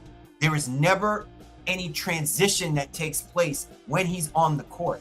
And he is going to have to condition himself to be prepared for this team to be successful. They have got to move up and down the court. You've got the players to do it, but we'll see whether or not that's going to take place if they continue to prioritize Joel Embiid as being that number one option. And to second that, Cal, we absolutely got to keep looking at Joel Embiid. Even look at who his backups are. And no diss to these guys, but look at his backups right now: Adem Bona and Ariel Hukporti. Now, when Joel Embiid sits, are we seeing Dominic Barlow at the 5? Are we seeing one of those guys at the 5 for defensive purposes? But how much burn are they going to get before they need to bring back in Joel Embiid for again, assuming he takes that offensive responsibility that Cal just alluded to? That there's still a little bit of holes in that Philly team, man. I just, like we said, I have to see it to believe it. Now, look, first of all, 2 points here, and we'll get to BG. Okay, I agree. The depth is a little off. Now, if you ever come on this NBA show, this established, esteemed NBA show, and besmirch the tremendous name of Adem Bona Okoro, who is a UCLA Bruin, we are going to have some problems, Des. No, but on the real, I think that Joel realizes this is his best shot at a championship. Maxey is such a team player that he doesn't need to be. He knows he's going to get the ball. He knows he's going to get his points, but he doesn't need like he knows he's going to get it, right? He knows he's going to get it within the flow of the offense. But he also is willing to defer to his teammates, and I think even more so now that Jaylen Brown is coming. I think they'll realize that he's going to be able to take off a little bit of that offensive pressure off of them in order to make it a little more fluid, like you said, because you're right. If it does get stuck with Embiid, then yeah, they're going to be screwed with it getting stuck there. They got to move the ball. On the Boston side, shout out to 19 Media Group, they think Pritchard can do more and White will be back. They are. They think Pritchard will be better, which he can be, even though he's played very well. He can still score more. And Hauser as well. They would want to score more. Then they would want the other guys to come up. But the other guys are not a guarantee, and none of that is other stuff is a guarantee either, no matter how good Pritchard or White are. SP and Bobby, I have a quick question to ask you. Sure. Who do you think should be the go-to guy for the Philadelphia 76ers in this upcoming season? Who do you think should have the ball in their hands during clutch time, fourth quarter? Who do you think is going to be their go-to guy? Jaylen Brown. Yeah, I have to agree. I personally, if I was coach, would give the ball to Maxey every time in the fourth quarter if it was my choice. But it will be Jaylen Brown, I would have to assume. Yeah. What about you, Des? Just curious. I still gravitate towards Embiid, but if I have to pick somebody outside of him, I'm definitely rolling with Jaylen Brown for sure. Yeah, I was of the thinking that and at me if you want to. Well, Tyrese Maxey shouldn't even start. Like, to me, he'd be best served as a sixth man on the championship team. Okay. Definitely not as the best player. Wow. But now that they got Jaylen Brown, it actually puts him in the perfect spot. He can be. And I am not calling Jaylen Brown LeBron James, but what I'm saying, I see the same kind of back and forth. Oh, you're saying you want Jaylen Brown to have the ball more. Yeah, he's the best player. Yeah. You think he is a better ball handler and can contribute? No, he's not a better ball handler, but okay. I just think he's the best player on the team. He's the best player on the team. Two, he's the most experienced player on the team, not only in years, but in big time games. He's a champion. Again, finals MVP. Like, last year he's shown. You're not talking about during the game. You're saying in the fourth no, not throughout the game. I'm saying in the game. I see what you're saying. You would want the ball in Jaylen Brown's hands more in the fourth quarter than Tyrese Maxey. Right. He's Tyrese Maxey would have to come off the bench. I get what you're saying. Right. Oh no. For Maxey, that was independent. If Jaylen Brown, I thought Tyrese Maxey would be better served on a championship team coming off the bench. Interesting. I will say this. That was before the Jaylen Brown trade. I will say this: the danger, and again, this is what happens, right? The influence of a motivated Jaylen Brown. Let's not poo-poo the idea of what impact he can have for a Tyrese Maxey. I think one of the problems that we've seen with Tyrese Maxey is that he doesn't have the ability to take over those fourth quarter games, at times. And I think a lot of that is because he has the kind of players that he has to teach more rather than learn from more. And now with having a guy like Jaylen Brown, you will see probably a more aggressive Tyrese Maxey, a more downhill determined Tyrese Maxey, because he usually is an east-west kind of guy and then will try to matriculate his way down. Jaylen Brown has always been a north-south type of player. He didn't build that body so that he could just be dancing around. So even in the ISO, you knew that at some point he would try to get himself down into the paint. I think that there's going to be an influence there for Tyrese Maxey to be more assertive in his drives, playing next to a guy like Jaylen Brown. We'll see, though, if they can minimize the ISO ball at times. It tends to happen because, Jaylen Brown and Tyrese like to get into that. But if there's anybody who I don't mind seeing that ISO, if they're going to go downhill, it's them two dudes. Yeah, he would also get worn down as well. Because, Coach Stephen A., he's miniature. Yeah. And, Jalen Brunson is miniature also, but he's, he's big body. Tyrese Maxey was not. Well, I thought the question was asked on the fourth quarter because I thought we were talking like late game, and so my thought process was Tyrese Maxey can shoot the ball, so you're going to be looking for a shooter. And then I thought when BG said Jaylen Brown, because you want somebody that's going to be able to create. you can throw the ball to Joel in the post, but what if you need somebody to create, or you need a three-pointer, you need Jalen to dribble and drive and kick out, something like that? I would put the ball in his hands, make the play, kick it out to your shooter, kick it down to Joel Embiid, let them get the score, and or pull up and hit the J yourself, the jumper yourself. So I've already traded Joel Embiid. He ain't even on the team no more. I mean, no, that was one thing that's one thing that Gameface said earlier that is true. I mean, they should have 100%. traded Joel Embiid a long time ago, like not even last year, like 2 years ago. 100%. So, shout out to Tyler McDowell says, "What's up?" Shout out B&B, Cal, and Dez. I assume that's someone you all know, but they are saying shout out. So, hey, thank you for tuning in, brother. sir. Appreciate everybody tuning in. Make sure you tap in with everybody here. 19 Media Group, NBA Baseline Pod, Mid Podcast, Audible Sports, and Ball and Buds. We appreciate everybody tuning in. Yes, we talked about Jaylen Brown, and since we talked about the Phillies, I have a couple more subjects I want to talk before we get out of here. One of those is obviously LeBron, and Philly is in the mix for LeBron. And you all just mentioned Gameface used to mention Jalen playing a little LeBron kind of positioning. They are now talking about LeBron coming to this team and having that five with them and Edgecombe and everything. So let's get the latest rumors on this.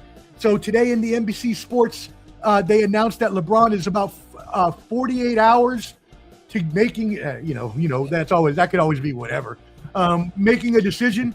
But that he's been spending a lot of time with Draymond Green, who's his good friend, so we can't really look too deep into that. Other sources came out and said that he is down to a final three of Golden State, Cleveland, and Philadelphia. So that's what the news is at today. We also had Minnesota in the mix there. A lot of people saying he should go there, and because he can win a championship there and be, goated, as they say, because they've never won in Minnesota. He could also go to Miami, join Giannis. We talked about that on the last episode. Since you weren't here last time, Gameface, you go ahead and start us off. Where do you think LeBron should go? I think you should go to Golden State. I'm just like I get so tired of like the whole buddy behind the scenes type thing. Like this was never going on during our time of watching basketball and sports, where everybody knows where everybody is and what they're doing and posting them on duck boats and doing like it's like, this is just, it's crazy, man. Like it's just complete. I don't need to know, when you were, what I'm saying, having dinner. Kayfabe, keep it kayfabe. Yeah, you know what I'm saying? Like, oh my gosh, man! Like for real, like seriously. And then you pull, the cat, you pull the trick, the rabbit out the hat, and you say, oh no, I'm gonna go to Philadelphia because, well then yeah, you're going to Philadelphia because that team is stacked, and you want to win a championship. That's what it is, right? Like all of this other nonsense that's going on had nothing to do with that. This was what it always came down to, right? But if this is about you playing basketball and being with your peoples and everything like that, then just go play with Golden State, man, and call it a wrap, man. Like, look, LeBron is going to have an impact on whichever team he plays for, but it's a question of, does LeBron want to be the impact or does he want to have an impact? And I feel like if you're getting the best of both worlds, that could be in Golden State. Everywhere else is going to be up for scrutiny, right? It won't be enough if he plays in Milwaukee. It won't be enough if he plays in Minnesota. It may be obsolete if he's playing in Philly, right? So the best place that allows you to get to think that any greatness that does come out of LeBron James is likely to happen in Golden State, just simply because the players are in place, and that is the one position that LeBron James in and of itself immediately has an impact on this team and improving, that the Golden State Warriors continually will always struggle with, because it's a toss-up with the way that they do it through Draymond Green. And it's not even to say that Draymond won't play the center or he won't play the four. It's the fact that LeBron James can take the burden off of Steph Curry and being a ball handler and allowing Steph to come off the ball more. Doing all of that allows the Golden State Warriors to get back to doing what they're doing and make Steve Kerr happy And it makes us all happy because we're finally past this. Golden State. Golden State for LeBron. And yeah, like you said, it makes sense if he's wants to go play with his friends to end his career and still have a chance. Yeah, that would be the best place to go. Desmond, what you got on LeBron? So my thing is this: if LeBron, I'm right with Cal. If LeBron wants to have fun, I've been of the notion that LeBron is gonna retire after 25 years. He wants to hit a quarter of a century. Oh, okay. So there you go. If you want to just have fun and do that, go to Golden State. If you're now, as much as he's accomplished in his career, he's literally seen everything, pretty much everything but a Defensive Player of the Year award. But yet your competitive itch is still there. Then yeah, try somewhere like Minnesota. See if you can help out Ant-Man and whoever. But then I'm also just like, Bron, if you don't just post that I'm coming home video that's sitting in your Instagram drafts right now and go back to Cleveland and call it a wrap, why does everything have to be a movie? Why can't you just go back home, brother? Why can't we just?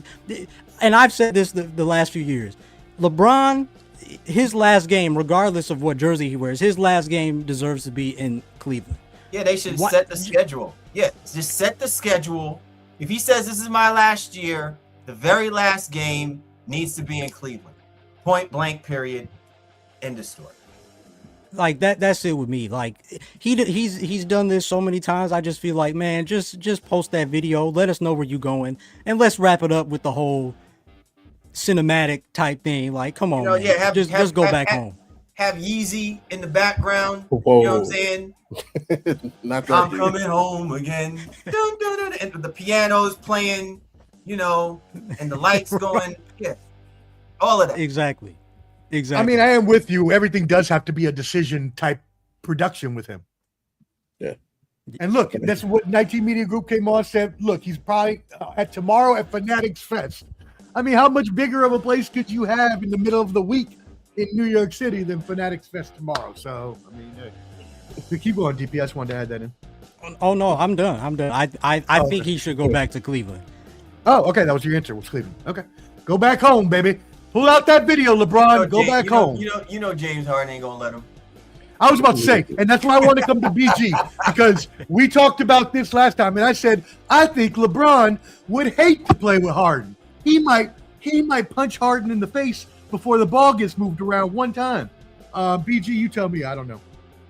He's going to Cleveland. Okay. He's going to Cleveland. I mean, what do we know about LeBron James? He loves to be loved, right? Yeah. And when he won his championship in LA, anybody remember what he said at the end of that speech? The Lakers want their respect, and I want my damn respect too. What's the only way he can get every flower he feels he deserves? Get that farewell tour in Cleveland. Like if he goes to Philly, if he does it there, that's still Iverson's house. They'll give him his flowers, but it ain't gonna be the same. I ain't even talking about Minnesota. Why was that? Who brought that up? If he goes to Golden State, a lot of people said that they thought he had a good chance to win there, and they've never won, so he could be like a hero to them. No, nah, no. LeBron doesn't make Minnesota anything. And besides, also in Philly, you really think this 42-year-old man wants to sign up to play power forward? Come on. Well, it would allow him to not have to extract so much effort defensively, and would also allow him to play a position where he would be able to just float around the court and get the ball where he feels. I think it fits him really well, if you're asking me. I think you underestimate power forwards in this NBA. Well, yeah, he's not going to be a 25-point scorer no more. Of course, I was about to say, but I don't think if you want to average 10, 5, and 5, yeah, go to Philly. I think that's everywhere. I don't think even in Cleveland he's not going to average more than 20 when you got Harden. No, forget the points. I'm just talking about the position on the court. SP, there was a comment that was thrown up there saying Cleveland wouldn't be a good fit either. I'm gonna disagree with that. Yeah, that's really if you really think about it. The Cleveland Cavaliers need a 3-4. They need somebody to accompany Evan Mobley, okay? Because he ain't it. And whether you alternate him more as a 4-5 kind of player, they need scoring from their 3 position, and LeBron gives them that. Instantly gives them that. And also there's a level of accountability defensively that I think has always been lacking with this team. And that kind of veteranship you can't teach, no matter, and even Kenny Atkinson knows that, right? So Yeah. I think he would be a good fit. I just think that he'd probably strangle James Harden where he stands if he, James Harden pulls the kind of nonsense that he was showing us, this past season and stuff, and Evan Mobley as well too.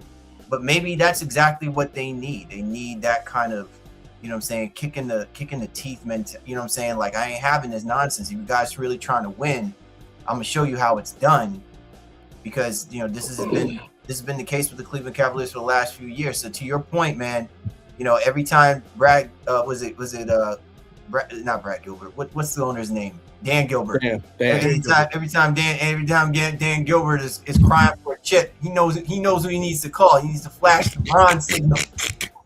He needs to flash that bronze signal. You need to come back here and get things right here, man. Like, it's plug and play. Last time he tucked his hand between his lips. I didn't mean it, LeBron. I didnn't mean that little Comic Sans email I sent out. I promise. Yeah, right. And it's like, the only other writing on the wall is like, do we really think Donovan Mitchell signed his contract early, passed up $80 million if he didn't know what was going on behind the scenes? Okay. Why would he commit to? He has literally no reason to sign that contract.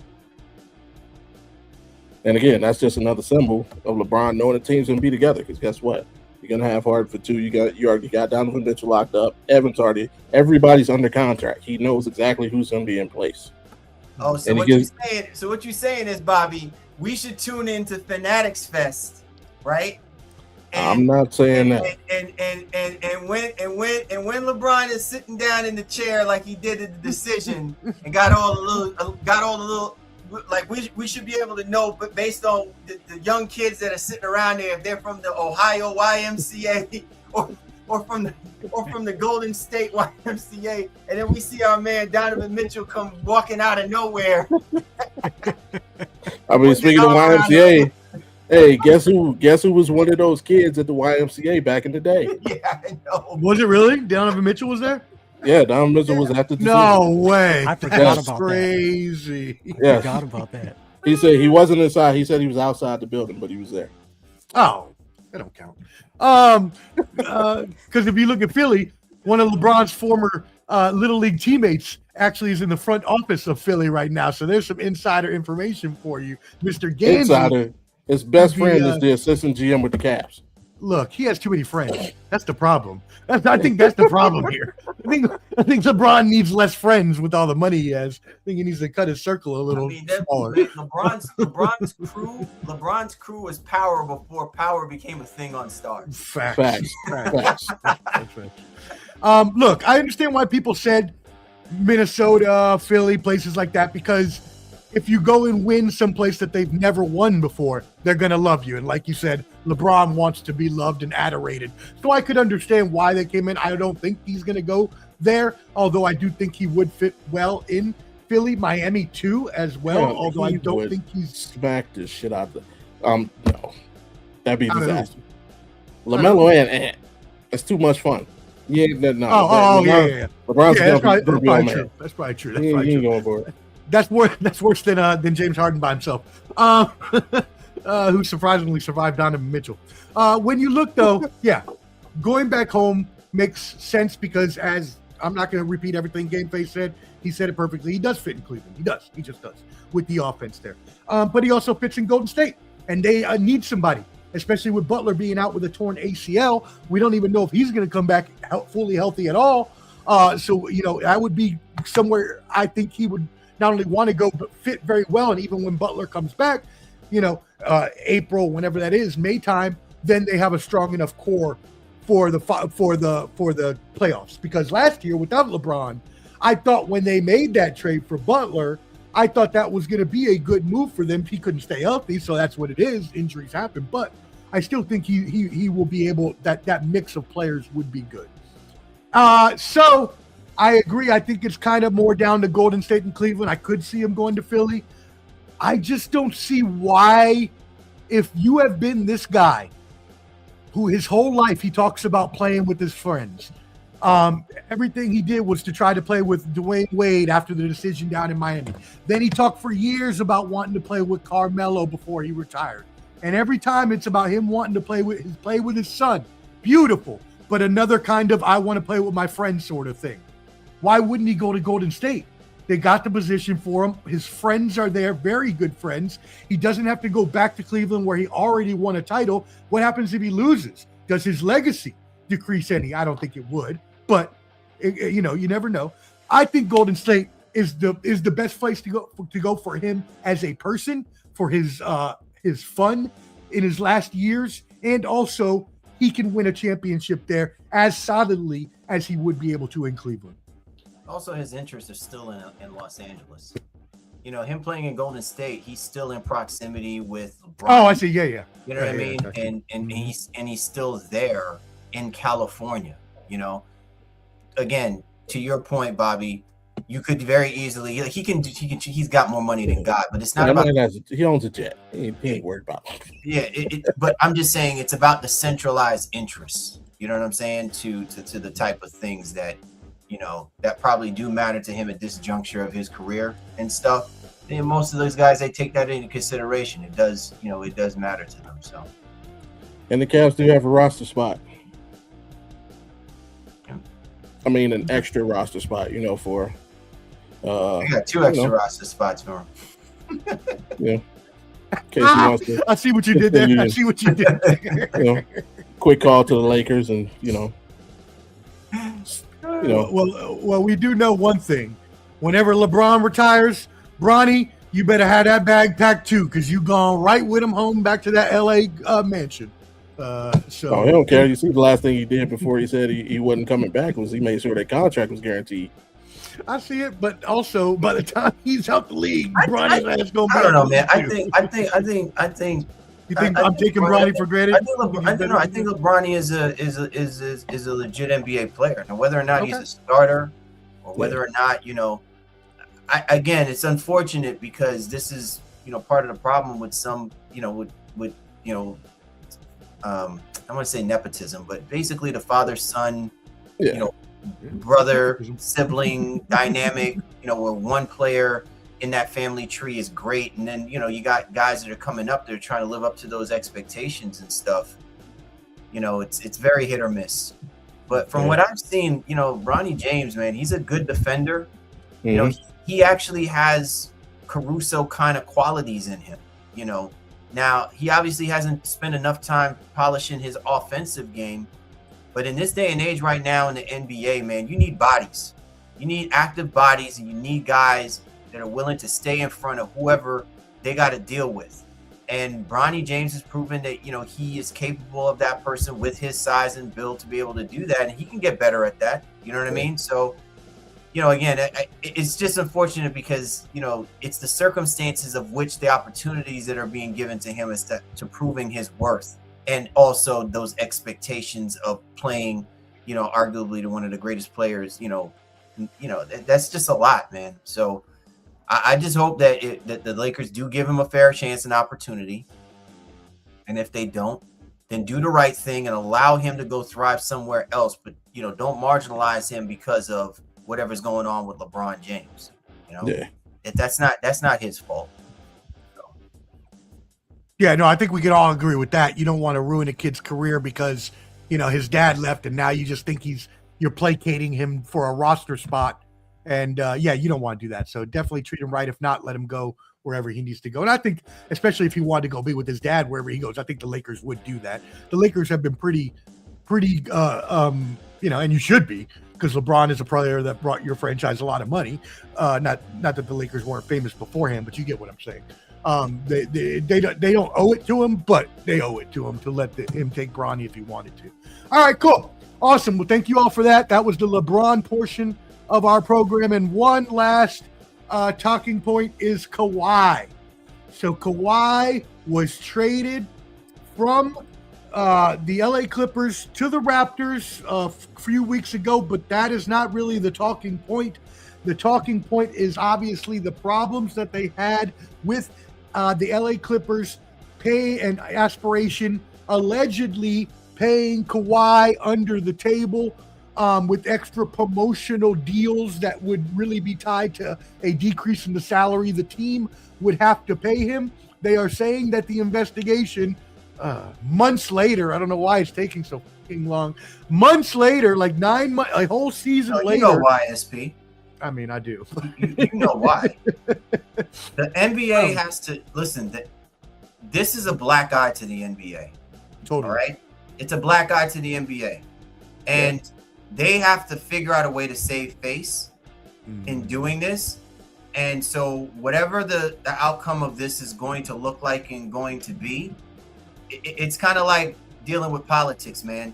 When politicians roll out nonsense, they roll it out on a Friday. The weekend where everybody just don't give a what. You know what I'm saying? Don't pay attention to this nonsense until it rolls itself right back around until Monday.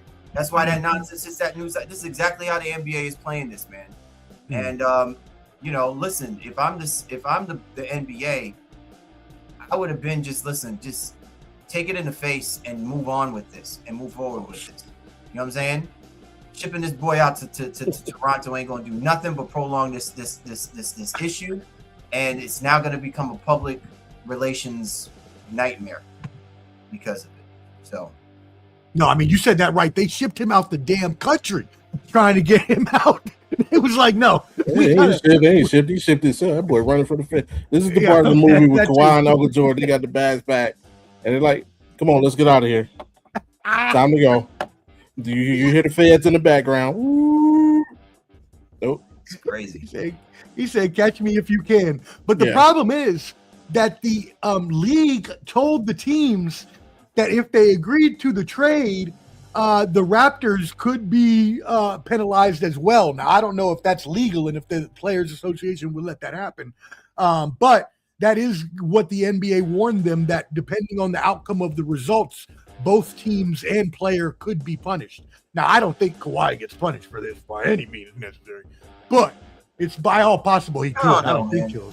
I don't know. Like as far as I'm sorry, Des, I'll let you chime in on this part of it. But listen, man, I think we've allowed Kawhi. We've been giving him a pass on a lot of stuff.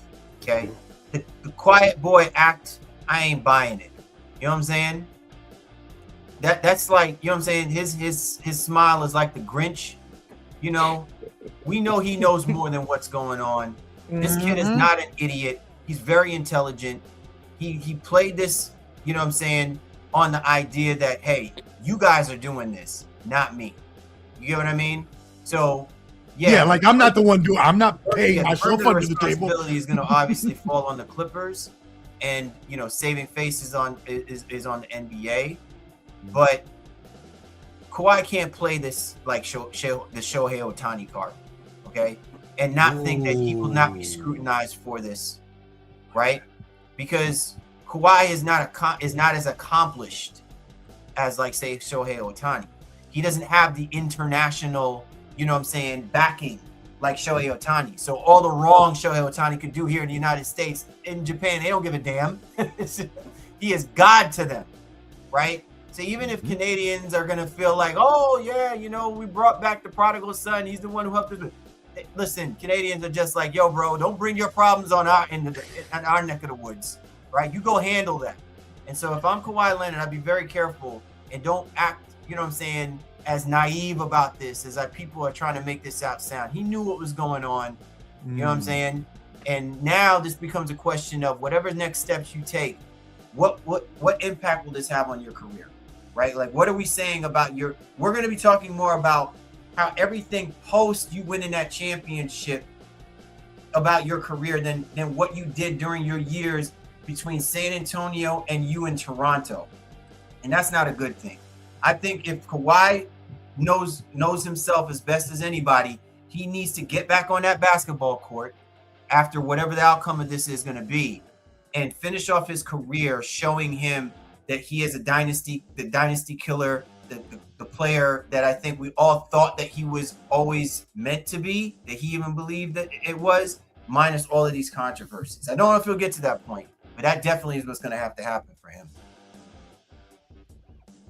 Yeah, no, I mean, he's gonna Desmond, we're coming to you. He's gonna have to somehow. I mean, look, I meant he's not going to get punished. Like, I don't think the league's going to suspend him a half a year for games or anything for this, but definitely he's going to be shamed and should be, as any other person would be if they, tried to shirk responsibility. Desmond? Look, aspiration just messed up everybody's aspirations. Can't nobody do what they want to do. I mean, wow. Isn't the English language just a beautiful thing? It's poetic. The NBA where amazing happens. I mean, it's unfortunate for all sides. I mean, I don't have too much to say about it.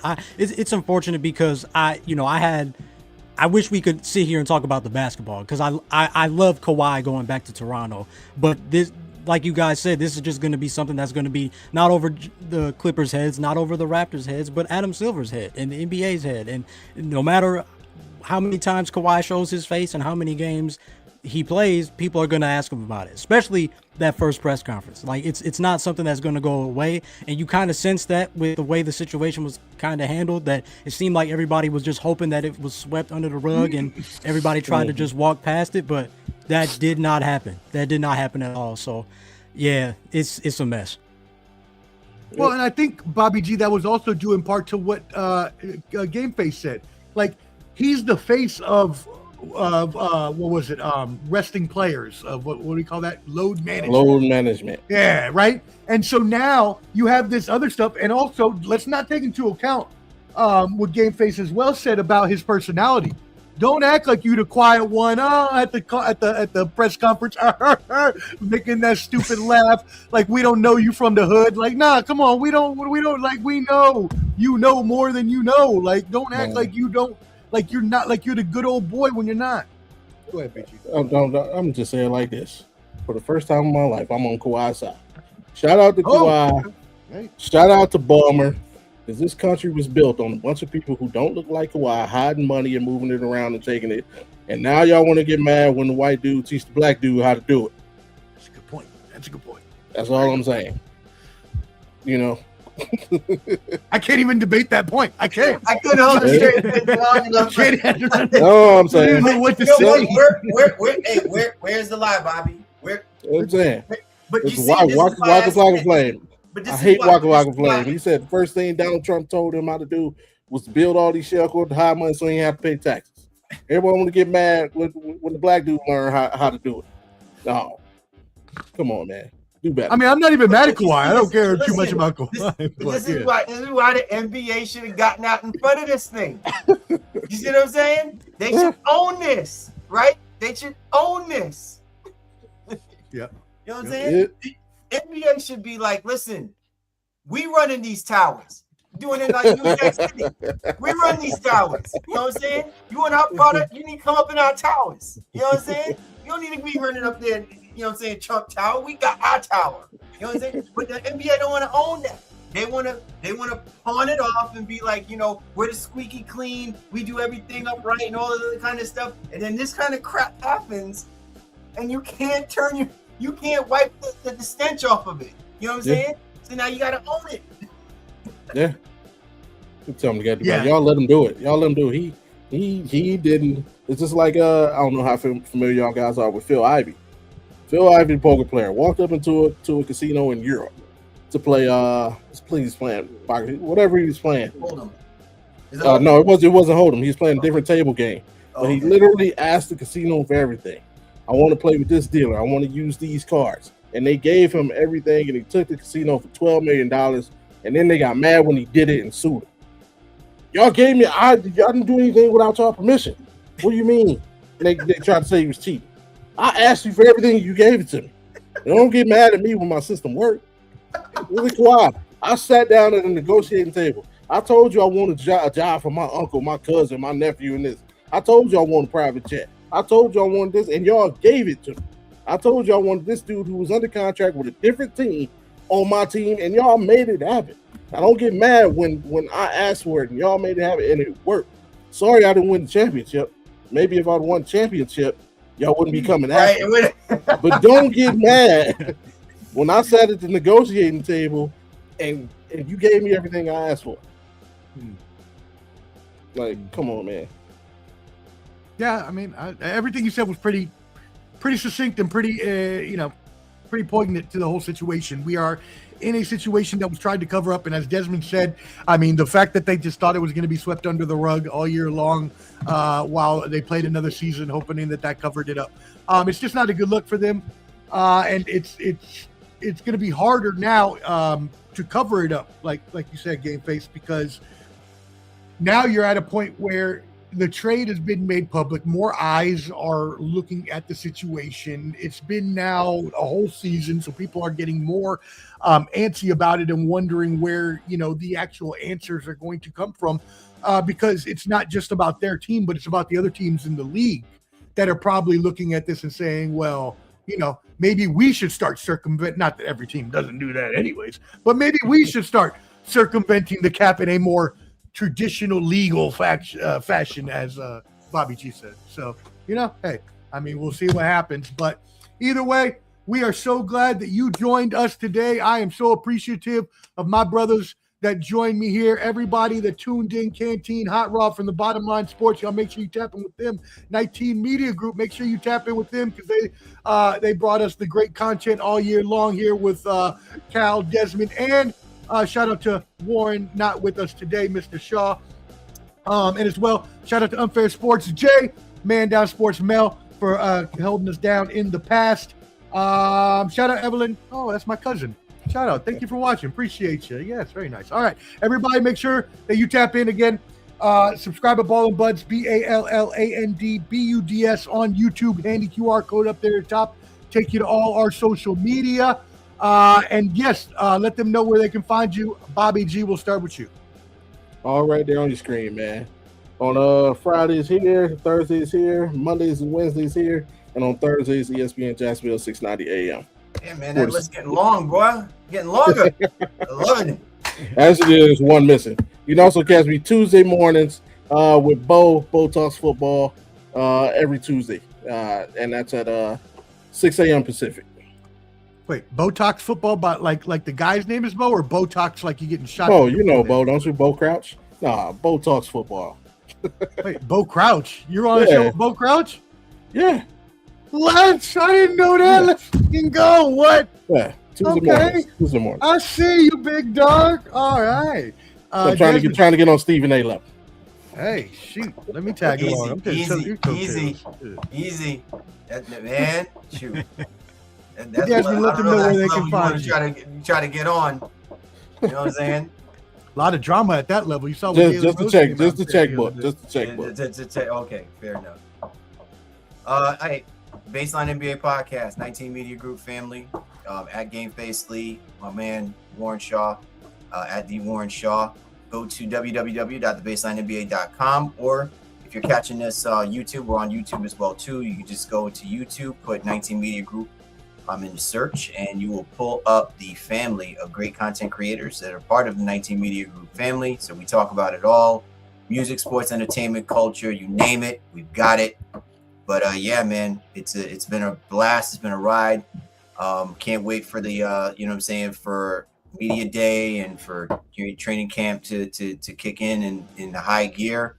Got a lot of stuff to talk about going into this upcoming season, and once again, shout outs to the NBA for clearly bringing the chaos. Yeah, the offseason was one of the more chaotic in memories, if not the chaotic most chaotic I've seen in a while. It was crazy. It's chaotic, man, when you don't even talk about John Moran getting moved to Portland. We didn't have time. I was just gonna say that. I was just gonna answer that question that popped up on my outro. I was going to give my go ahead, please, because I'm glad thought we were like, we're already at 2 hours. I'm like, we don't have time for all this. Go right ahead. I'll just say this. It goes back to what we were talking about earlier. I think Cal was making the point of how the second apron but not even the second apron, just the impact of what happens when teams win and different teams win, right? And I think what I've been saying is that we're seeing teams gravitate towards generally the three different methods. You're either going to follow what the Pacers did last year or what the Hawks did this year. You're trying to follow what the Knicks did and try to have a starting five that has an answer for every single problem you give, or you follow the and of course it just slipped my mind, or you follow the Spurs, where you have, obviously you're blessed with the gravity that is Victor Wembanyama, but you also have a dynamic between 3 guards who can control the game no matter what on a perfect day. And that's where I think the Portland Trailblazers fall. At the end of the day, I think when this trade happened for Ja Morant, I, like many people, sat in front of my phone and I was like, how is that going to work with Drew Holiday and Dame coming back and Scoot Henderson and all these guys? But at the end of the day, I think that's exactly what the Blazers want. They want everybody to be confused because we're in the era of the NBA where the more options you have, the better.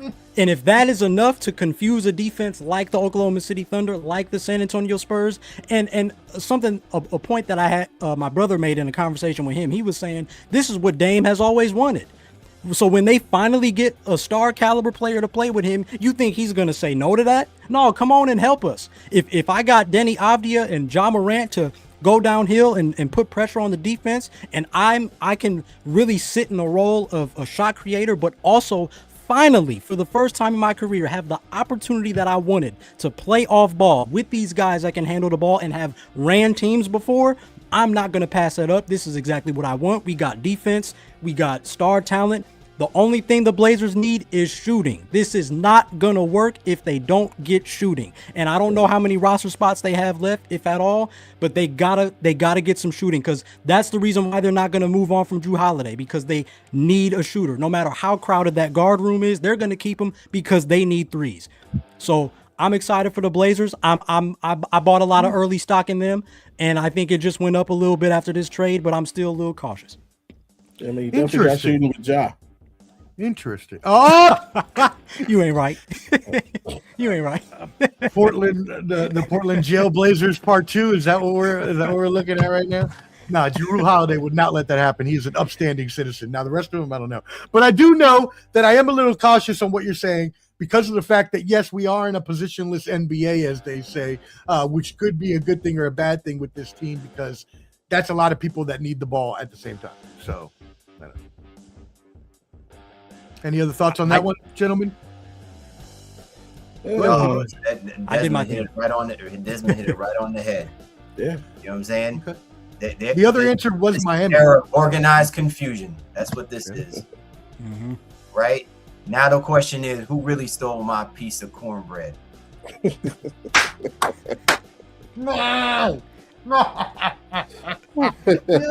I was just watching that movie a couple of weeks ago. That's true. That's tremendous. All right. Any other thoughts on who had the best season overall? I don't think any y'all got to answer this. The best Who had offensive the best move. Charlotte best getting rid of offseason? LaMelo. Okay. Charlotte getting rid of LaMelo. All right. Game face. Oh, best move in the offseason.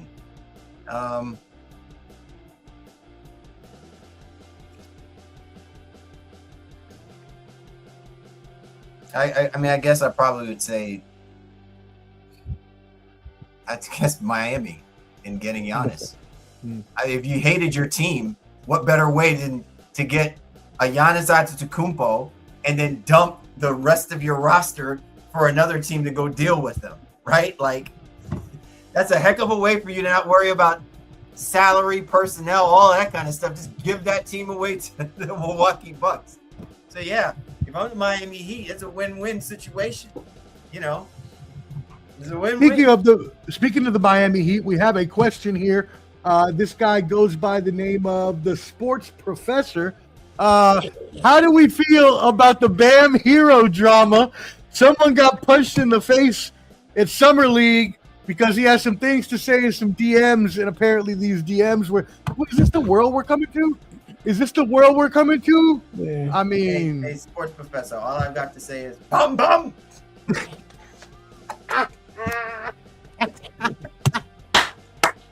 that's great. We're going to end on that note. Hey, everybody, look, I had a wonderful and blessed season with my brothers here. I'm so happy that they came on all season long, blessed us with the content here at Ball and Buds. Again, shout out to Warren, our other brother, NBA Baseline couldn't make it. Unfair Sports, Jay, and Man Down, Mel Sports couldn't make it as well. But look, it was a blessing. It was awesome. We are going to be back to you for the NBA season next year. The same crew will be rotating through. But before then, we are going to have a hip-hop show.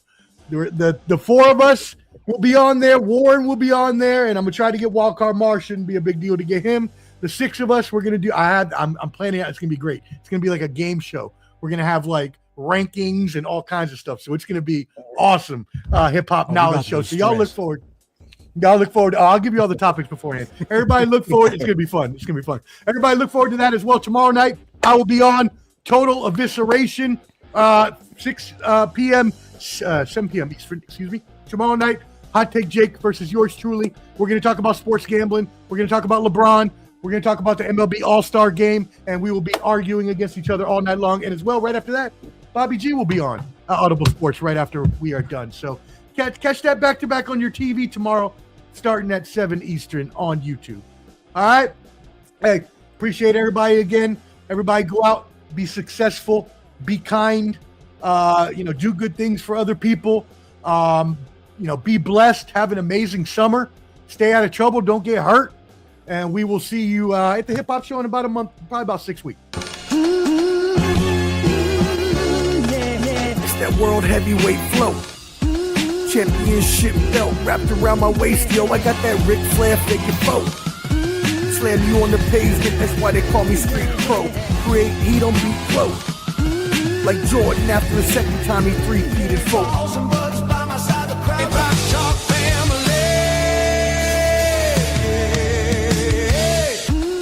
Came prepared, now get ready for the show.